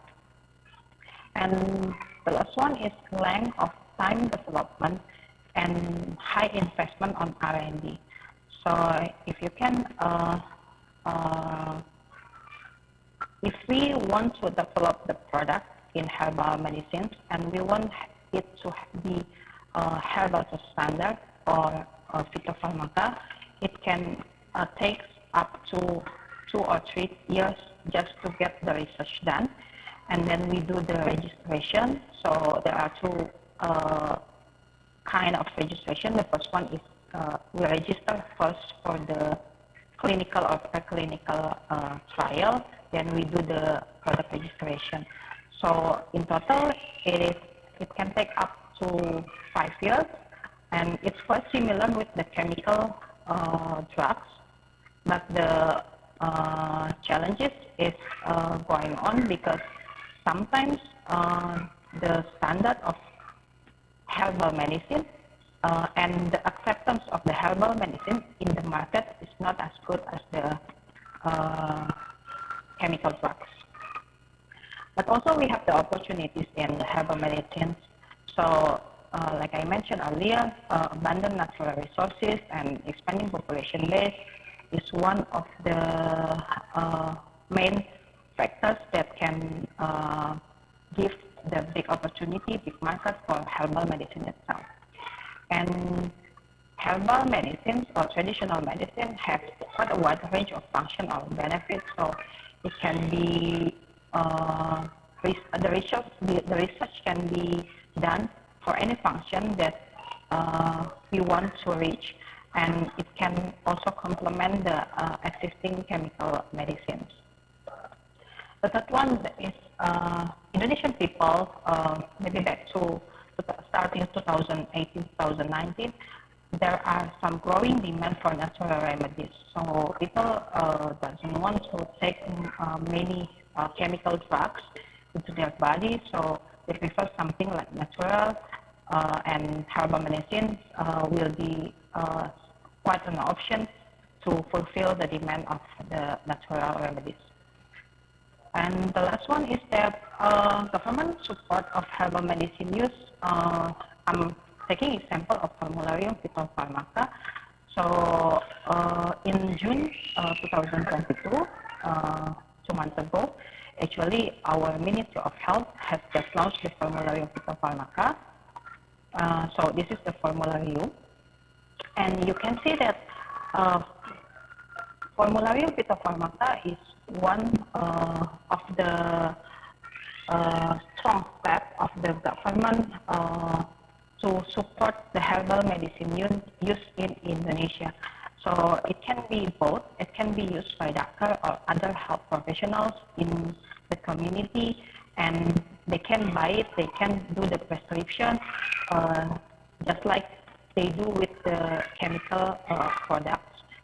So this is some example. So in this formulary of Phytopharmaca, now there are 5 products, or there are 5 combinations that has been approved for use in the community, and this is the example of the product. So the indication that has been approved is for blood pressure. So in the formulary of Phytopharmaca, they also put the information of contraindication and dose regimen and etc. And also with the supporting data that make the product is approved for the Phytopharmaca. So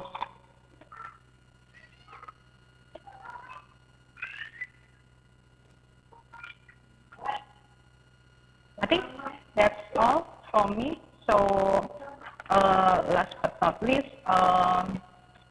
herbal traditional products actually have a particularly strong opportunity to compete with standard chemical, and mostly it is used for cough, cold, and allergy, and also with the vitamins. So I really hope that we can later have some integrated and comprehensive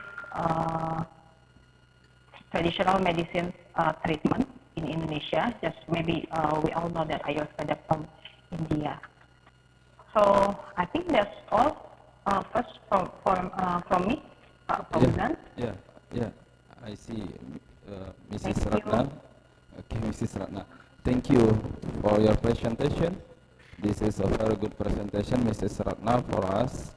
So before we go to question session, I want again to remember to all of participants, if you have a question, you can ask us directly, but if you in Zoom application, you can write your question or mention your question in chat menu.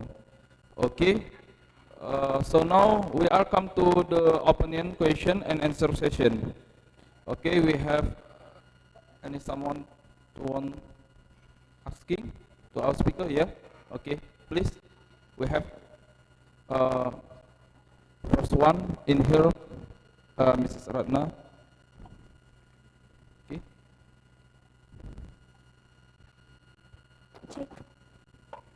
Okay. Good afternoon, the Honorable Ms. Ratna and Mr. Fauzan. I want to know, as we know that Indonesia is mega biodiversity country, and one of the biodiversity is cannabis or ganja.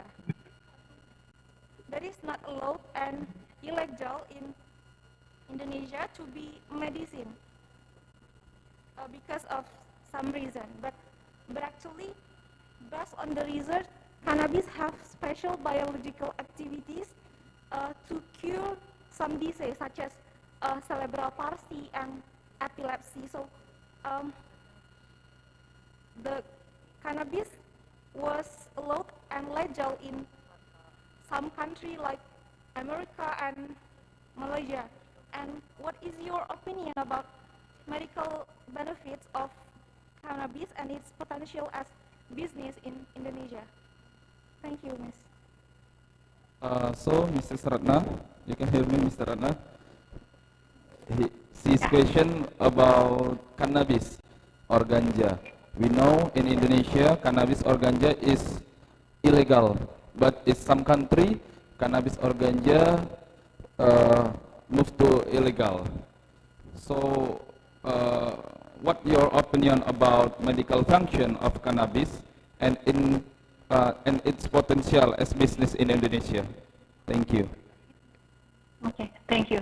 So, yeah, the cannabis actually back to 2017 or 2018, actually, Kimia Pharma as a company, we once have a partner to discussing about cannabis development in Indonesia.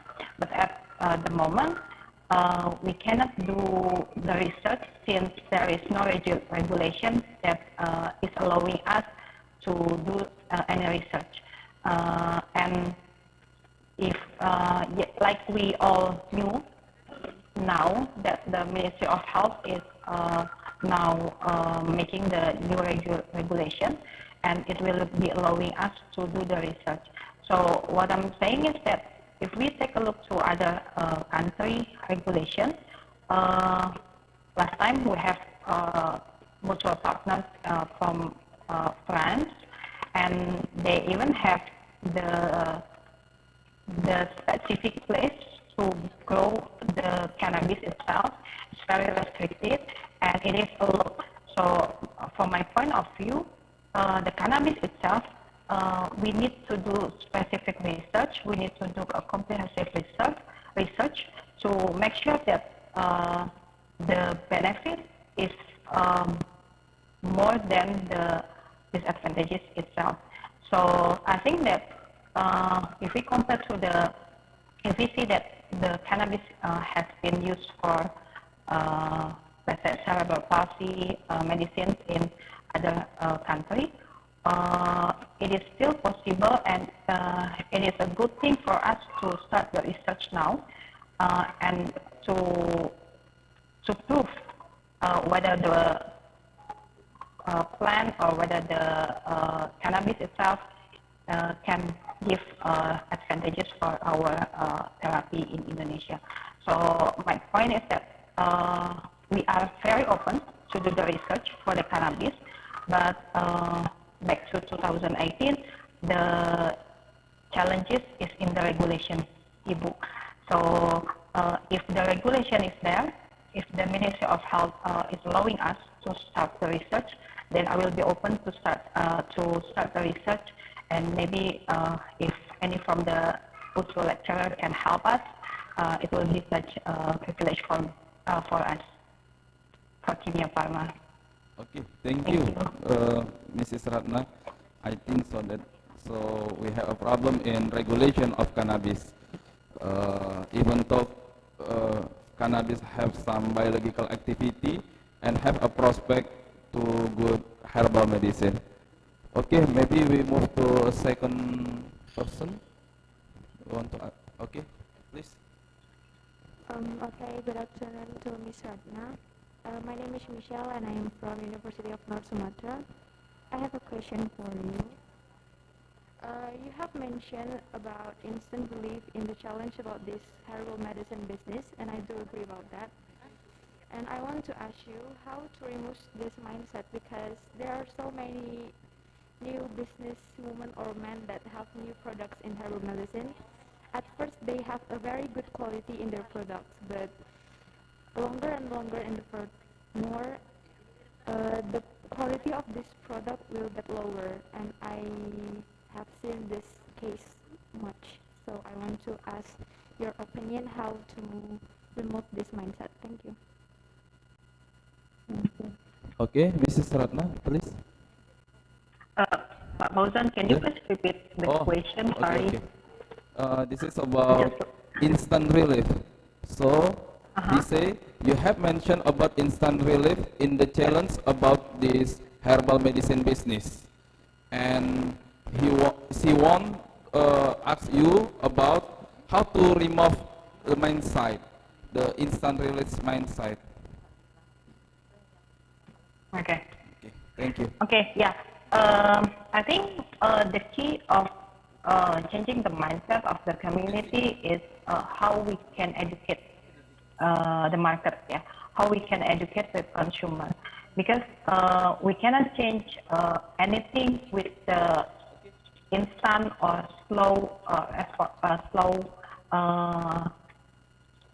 slow thing about the herbal medicine.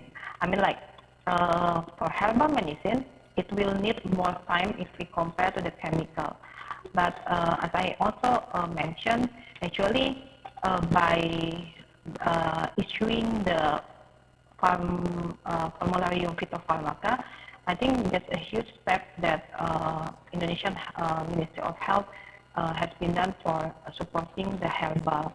So I think still the key of the changing mindset will be the education, how we can educate the people, and maybe the most or the another main challenge is about the price. So if we can say that if we buy a chemical drugs for one tablet, maybe it only costs, let's say, 1,000 rupiah, and you take it, like let's say for paracetamol, if you have a headache, then you only need like 500 or 1,000 rupiah. You take one pill, then you get better, maybe in 30 minutes. But in herbal, we cannot do something like that. So that's why for us, industry, we also need to be careful about the indication, about the function that we will need, that we will what we want to claim. Because let's say I'm actually doing research with one of the university in Indonesia, and we want to check whether the herbal that we are researching right now has the good efficacy and of course safety with the chemical. And I think the research will be done by next year, so we can see whether the herbal can be the top line of the therapy, or it is still as a complementary. So I think my point about the instant relief, it is still challenging for us, but it doesn't mean that it is not possible for us to educate the community. I think that's my explanation. Yeah. Okay, Mrs. Ratna, thank you so much. And we have a second one in here. Yes. Please, Jessica. Good afternoon, Mrs. Ratna. Good afternoon, Mrs. Ratna. Hello, good afternoon. My name is Jessica Angel from University of Sumatera Utara. I would like to ask you a question. As we know, Indonesia is rich in herbal plants.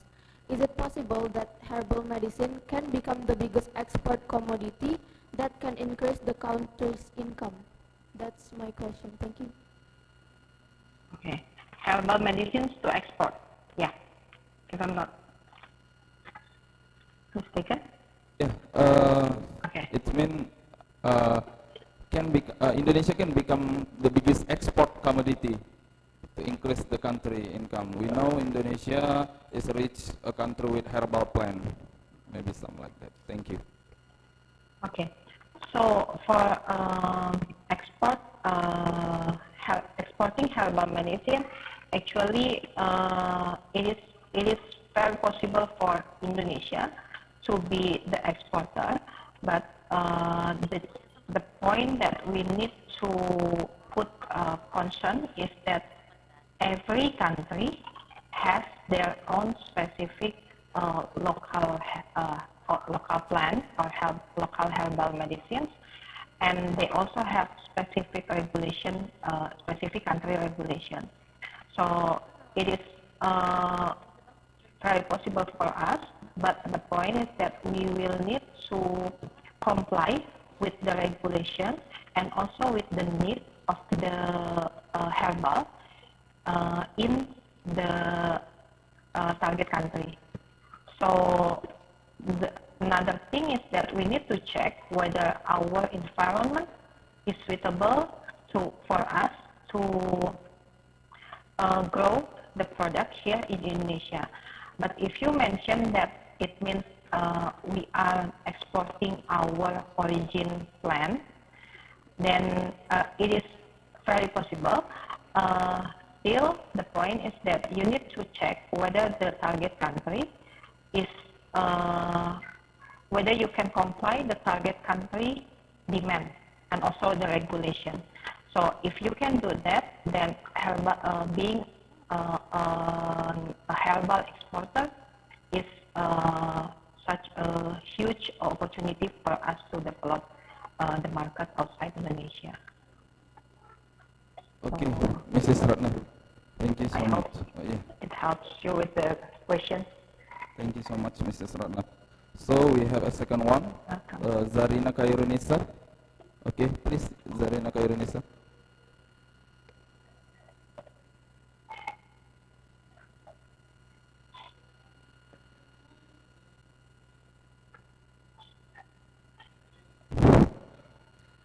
Good afternoon, Ms. Ratna. I am Zarina Khairunisa from University of Sumatera Utara. Hearing from Jessica just now and your presentations, I would like to ask about, with so many traditional medicines used raw materials from herbal medicines, wouldn't it will be better to synthesize them, Miss? And what do you think about the synthesis of drugs from traditional ingredients? Wouldn't it be more profitable and more saving costs like that, Miss? Thank you, Miss. Thank you. Can you please repeat the first question? Sorry. With so many traditional medicines, or not traditional medicines, traditional plants that use for herbal medicines, wouldn't it better, Miss? Wouldn't we can make the synthesis of the traditional medicine like that, Miss? Okay, so I get the question. Yeah, so doing the synthesis of the, let's say, the chemical compound from one herbal, it takes quite long time and also high budget, actually. So the point is that if you talk whether which one is better, to have the full plant or to have the isolate from one plant, I can say that it depends on how you see the market itself. Let's say there is one example of the product. Sorry, but I cannot mention the brand. It is an isolate from one herbal, and it's used for diabetes. It takes more than 5 years research, and once it is registered and issued in the launched in the market, the problem is that it doesn't give the best, or it doesn't give the same effect as the chemical that is already there. The second problem is that the price is higher than the chemical. So, but in the same time, if we talk about having the herbal medicine products from, let's say, one full plant, it can also cost higher in production. And when you want to educate the consumer or maybe doctor or health professional, it can give you some disadvantage. So if you see that from the phytopharmaca, it is very specific. It has the standard that puts us, if you talk about the chemical compound, that it has a standard and it can be compared to the chemical one. So it is hopefully can be used in the same level of the chemical medicines. But yeah, we just started the formulary of phytopharmaca this year. So we can see whether it is worth for the next 6 months or for the next 1 year if you compare to the chemical. And just like maybe I repeat some information that I'm sharing earlier.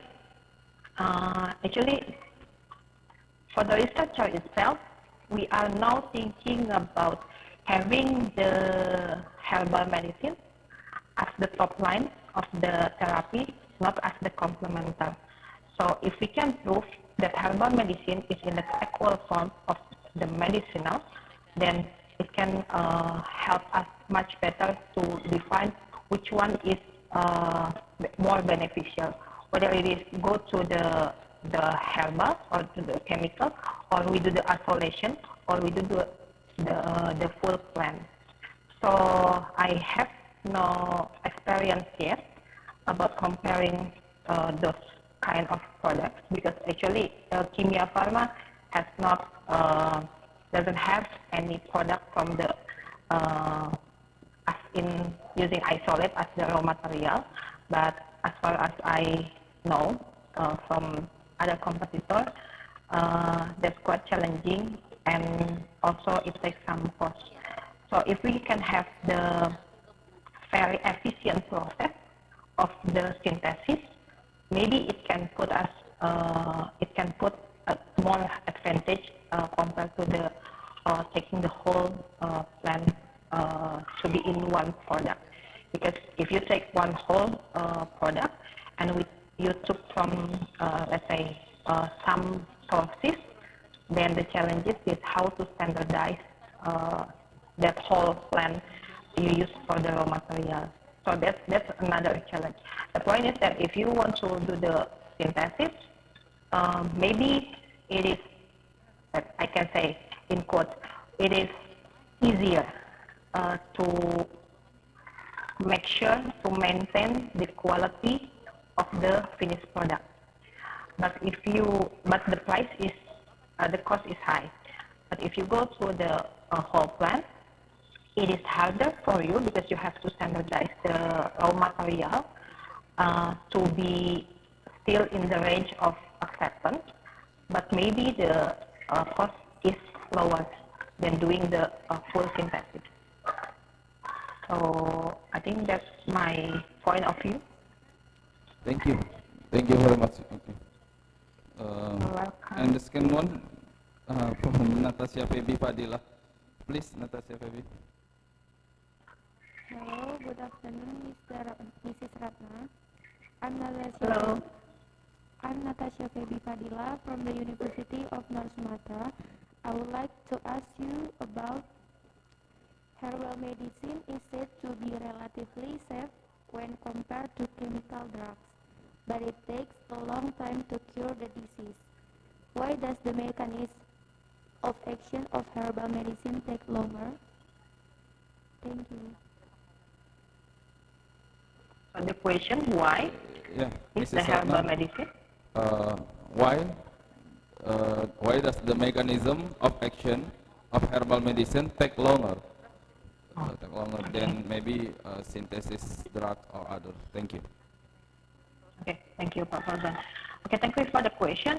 As far as I understand, herbal medicine, if we take a look of the herbal medicine itself, we are not talking about the isolate or specific compound. Yeah? If we take the plant, it has a lot of I can say it has a lot of chemical or compound active in the plant itself. So it's not targeted or it's not a specific one. Why is it lower than the chemical? Because if you go for the chemical medicine, we are talking about one single compound or maybe the combination that has specific action or specific target to work to. But if you talk about the herbal, it means that you take all the 5 compounds in one leaf maybe, or if you take the fruit of the plant, you take not 1 or 2 specific compound, but you take 10 or 20 active ingredients in that plant. So that's why maybe it can affect to the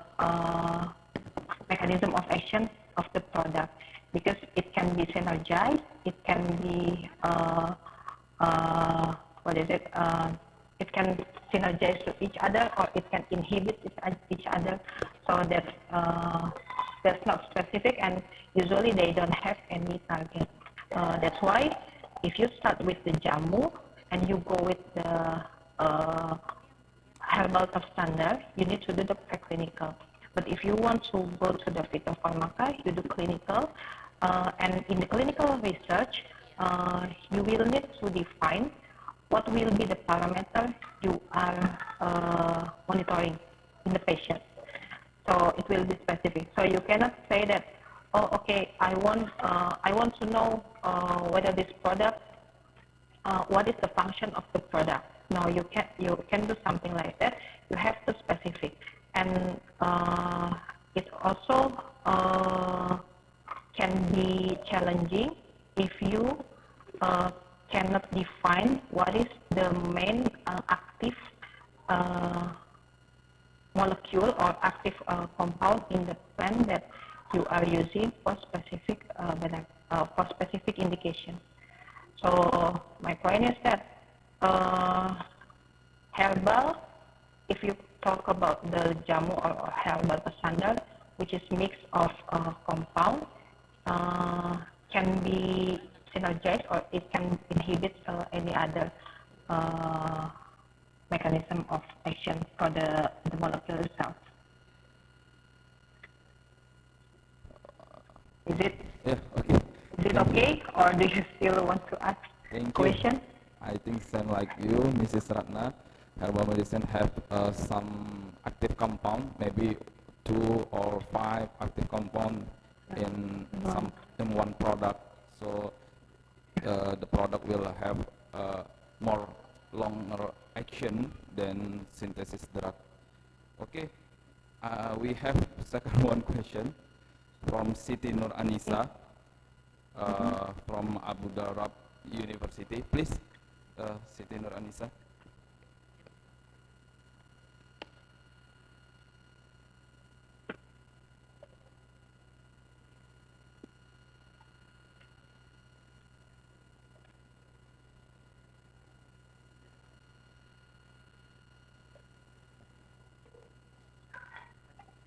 Yes. Good afternoon, Ms. Ratna. Good afternoon. I'm Siti Anissa from Abdullah University. Permission to ask, Miss, how to information for how his employer tips and tricks into powerful herbal entrepreneurs. It says that at least 400 nations in Indonesia use plant as medicine. Okay, Mrs. Ratna. Yeah, can you please repeat the question, Pak Fauzan? Sorry. So, the question is, what is tips and tricks into powerful herbal entrepreneur? Tips and tricks into powerful herbal entrepreneur. So it's according to your topic, business market of herbal medicine. Thank you. Okay, so as in my experience in Kimia Pharma, that if you want to go to the herbal market, the first thing that you need to know and to be aware is what is your customer need. So you have to make sure that the product you develop or the product that you deliver is suitable with what they want or what they need. But you need also to compare with the situation. So you can, the market size, you can go like to niche market. So let's say small, specific number of market, or you will go to the biggest, the big one. So the first one is that you really need to know what is your market, define your market, what is your who is your customer, what they want, what they need, and the second one is that if you have, let's say, if you don't do the innovative products, like the very first one in the market or in the world, you may see from the existing product that has been launched in the market, what is the gap that you can fulfill? So let's say if the product in the market, it has a good efficacy, but let's say it tastes sour, and you know that your customer is adult or let's say geriatric, and they don't like the sour taste. So that's quite opportunity for you to develop the same or the similar product with the same efficacy, but tastes better, or let's say it tastes sweet. So you know that the customer later can accept the product better than the other. Because the challenge in the herbal market, usually herbal customer in herbal medicine mostly is a loyal one. So they don't do like trial and error for the products. The point is that how the product that you develop or you launch can attract them to try, and also to after they try, they get the benefit, and you make sure that the acceptance of the product is better if you compare to competitors. So I think that's some of the tips that we usually actually do in Kimia Pharma. Yeah. So it's not that making the product or launching the product by feeling, but it is it should be market driven, it should be data driven. So it's all should be data based to market data, customer data. You can do some survey before you do the development or before you do the launching. Even if you talk about now, you need to know maybe like the packaging design.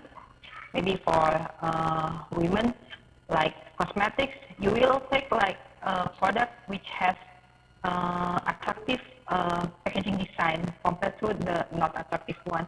So in herbal medicine, you can do the same, but I mean like in equal form like in herbal medicines. Yeah. So I think the point is that you need to know what is your market, who is your customer, and what benefit you can offer compared to the existing product that has been launched earlier.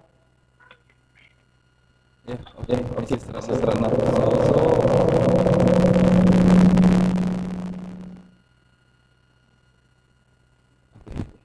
I'm sorry for trouble. So, Siti Nur, this is tips and tricks directly from Mrs. Ratna Saptarina. Okay, we move to another question. The question from Resta from Universitas Sumatera Utara.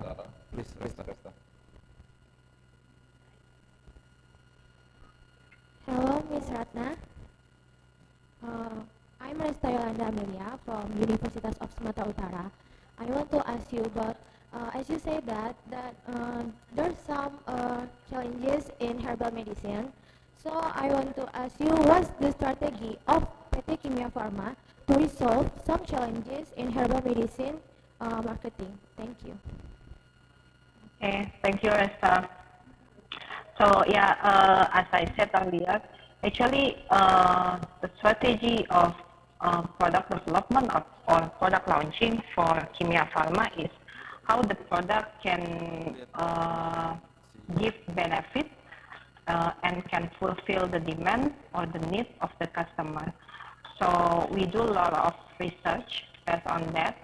So we used to do something like market research, and we have to make sure that the product doesn't only fulfill or comply with the safety, efficacy, and quality, because it's mandatory for us, but also it is acceptable in the market. Second one is we are talking about the education itself of the customer, because if we don't do the education, then in the challenges I informed earlier, there is lack of brand or product awareness of, in community. So after the launching, another challenge is how to educate the market, how to educate not only the end consumer, which is patient or customer, but also for the health professional that maybe just like doctor who will prescribe the product. So I think that's some of the strategy of Kimia Pharma to fulfill the need. But the point also that we have to be aware, since Kimia Pharma is a state-owned company, yeah, so in some point there are some sites or some indications that we will put our concern more to. Let's say that we have herbal launch named Lesicaf. It is for lupus patients, the SLE. The market is not yet there, but the point, since we are state-owned, we also want to provide the best benefit, the most beneficial product for any people in the community. So not only about the market size, the market growth, but also about how to be beneficial for Indonesian people.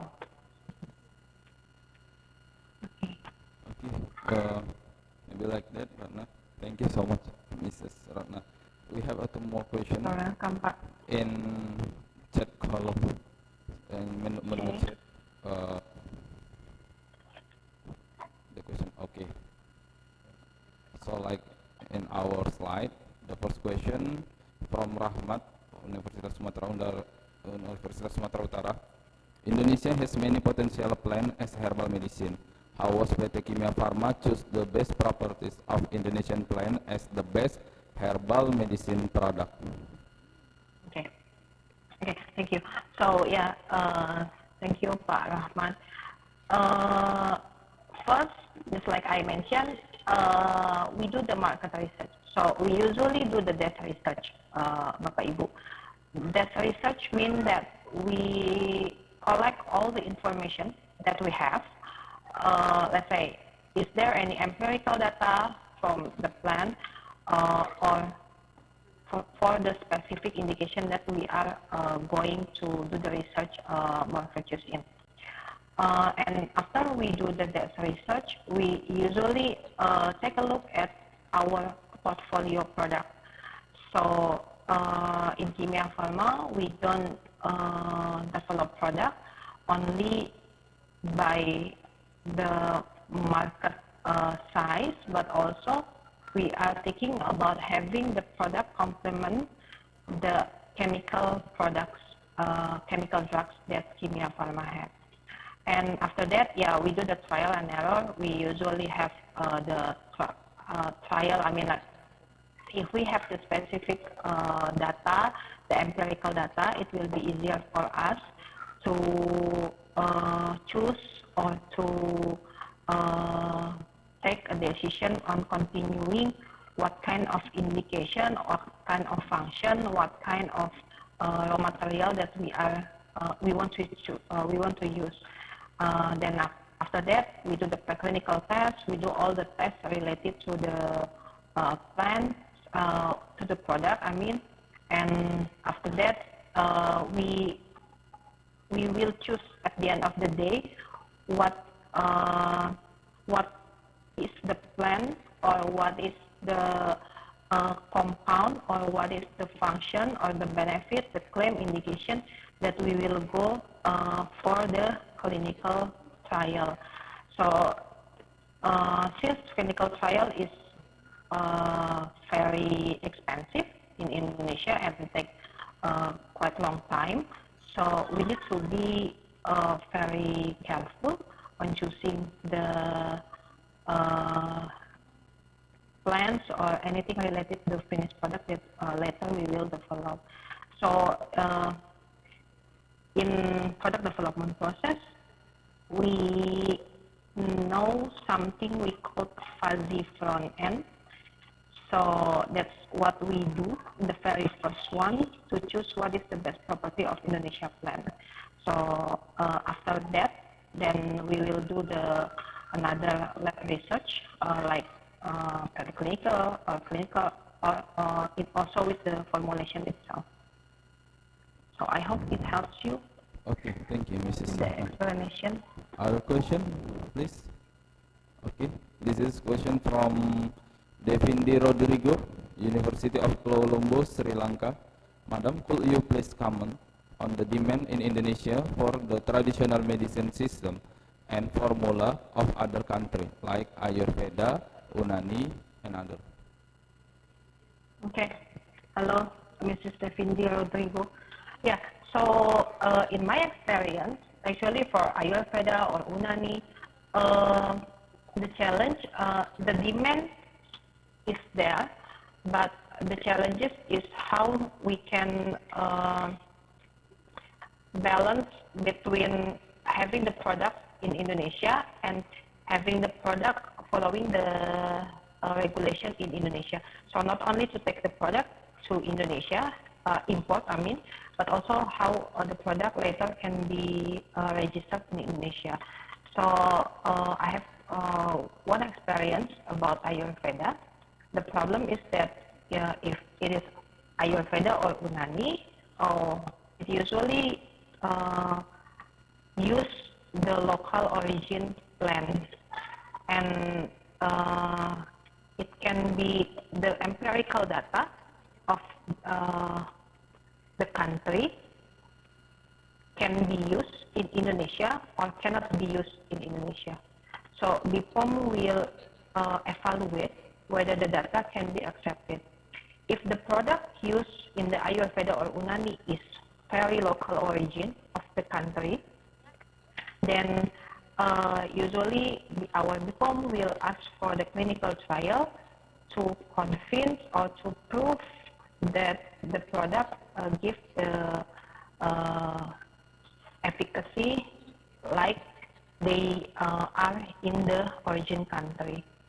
So what I'm saying is that sometimes not because there is no demand, but it is sometimes because the product or the document itself cannot be accepted in Indonesia, or we need to do some clinical trial, and it will take a lot of costs and it takes a long term.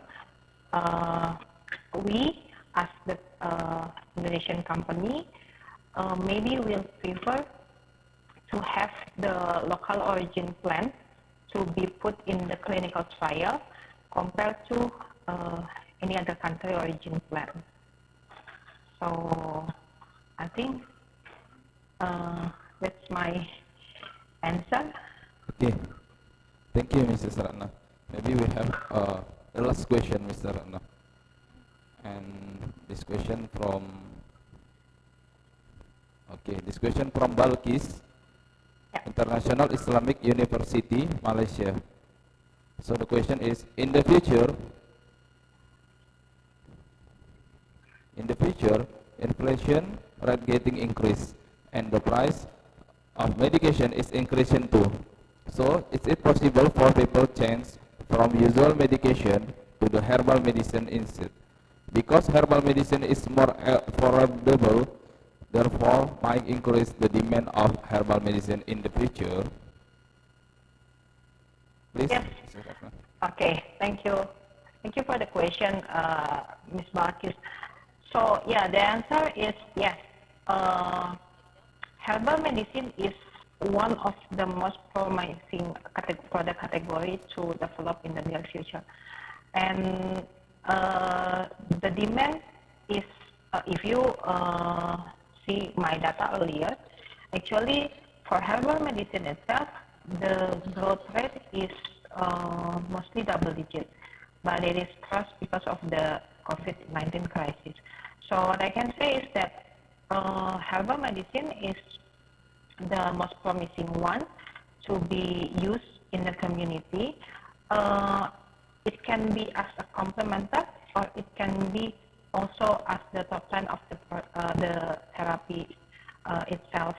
So our challenge now is how to, if we can make sure that the herbal can get the same efficacy as the chemical drugs, and we can compete in terms of price, then I think herbal or chemical drugs will be only just an option. If you are more confident with herbal, then you go with the herbal. But if you more confident to the chemical, then you go to the clinical. So it is it is happening now in China. Yeah, in China there are traditional medicines doctor, and also there is a chemical doctor. So later, if we have, since we have also in Indonesia, we have the formulary of Phytopharmaka, and if it works well in the community, then I think it is possible. It's very possible for us to have two kind of health system, whether it is traditional medicine or it is common or conventional chemical medicine. So I think that's all, Pak Fauzan. Okay, thank you very much, Mrs. Ratna. Okay, maybe I will close. Okay, this is the last, Mr. Sarana. From Pak I Usu, how was the strategy PT Kimia Pharma to defend their herbal medicine product like tolak angin always in high value growth in Indonesia market? Thank you. Okay, how was the strategy? The strategy is, I can say that we really want to have the similar product like tolak angin in the market. The problem is that if you see tolak angin succeed today, it is actually a work of more than 10 years. So now our main strategy is not to defeat the competitor, but how we can fulfill or how we can filling the gap that is in the market, that is there in the market. I mean, like just like mentioned earlier, instead of killing the competitor, we prefer to have the product that deliver better efficacy to the market, and hopefully it can also fulfill or filling the gap that already there in the market. So yeah, I think tolak angin is one of the most successful product in the market for herbal, and we try to make the product that can compete, or maybe we can also put some we can launch the product that have the same benefit or can compete with the benefit. So not only competing the product itself, but also how to we want to have the product that can fulfill all the demand in the market. So I think that's my explanation, my answer. Okay, thank you so much, Mrs. Ratna. So I think I will close this session because our time is over. Okay, well, all participants, finally we are come to the last agenda. We would like to say thanks again for our speaker and all of the audience for active participant. So I think the conclusion of presentation today is currently public awareness about herbal medicine is very high. This great opportunities for herbal medicine business as well, supported by the data that has been submitted that the global herbal medicine market development is growing rapidly after COVID-19 pandemic, around 8.1% globally. Although for Indonesia, the percentage growth is still smaller than the CAGR value in 2020, but it started to strengthen after 2021, but the herbal medicine business still has challenges that must be overcome. Hopefully, the presentation will give benefit for us. Thank you for your attention and see you later. Thank you, Mrs. Ratna. And the control I will give back to our master ceremony. Thank you. Thank you, everyone.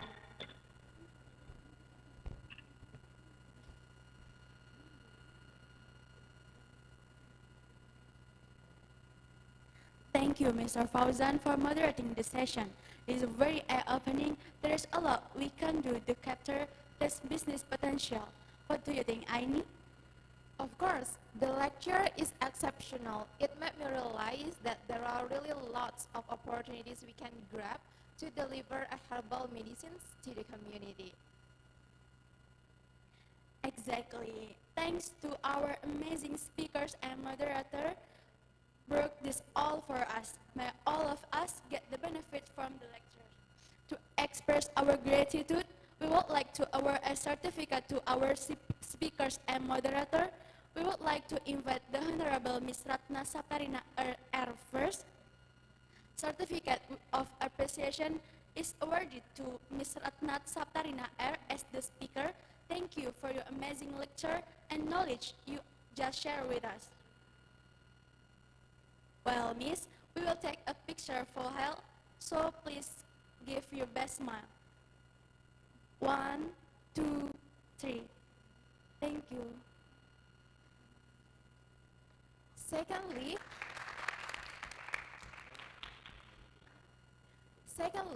a certificate of appreciation is given to Mr. Fauzan as the moderator of the session.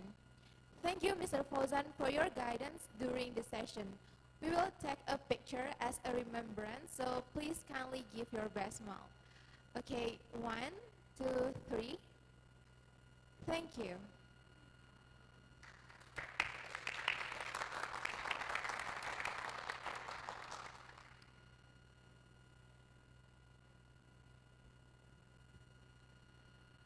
Okay, so after the lecture, what do we have next, Aini?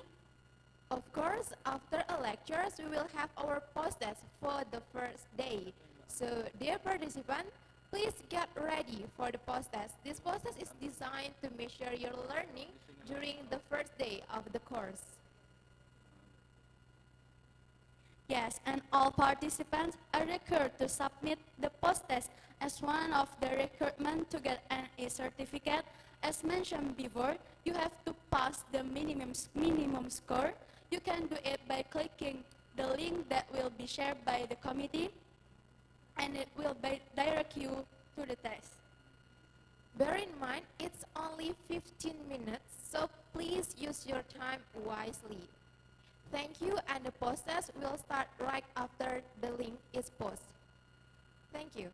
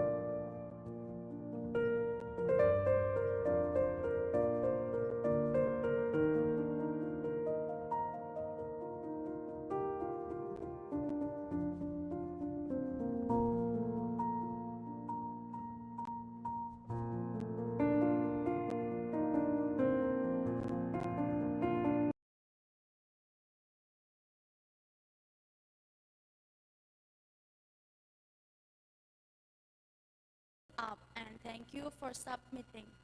So, how do you do? I'm pretty sure all of our participants will get near perfect scores. I would disagree with you, Elsa. I believe that our participants will get a perfect score instead. They are just that amazing in my opinion. Okay, then we will see the outcome on day 11 then. Well, by finishing the post-test, we have done all of our agenda of today. Therefore, it's time for us to be very well today. Yes, Elsa. Thank you to all participants who have been very enthusiastic and cooperative. I hope that we can keep this spirit until the end of the summer course. This will be it for today, and we will meet again tomorrow at 8:30 a.m. Western Indonesia time. See you tomorrow. Wassalamualaikum warahmatullahi wabarakatuh.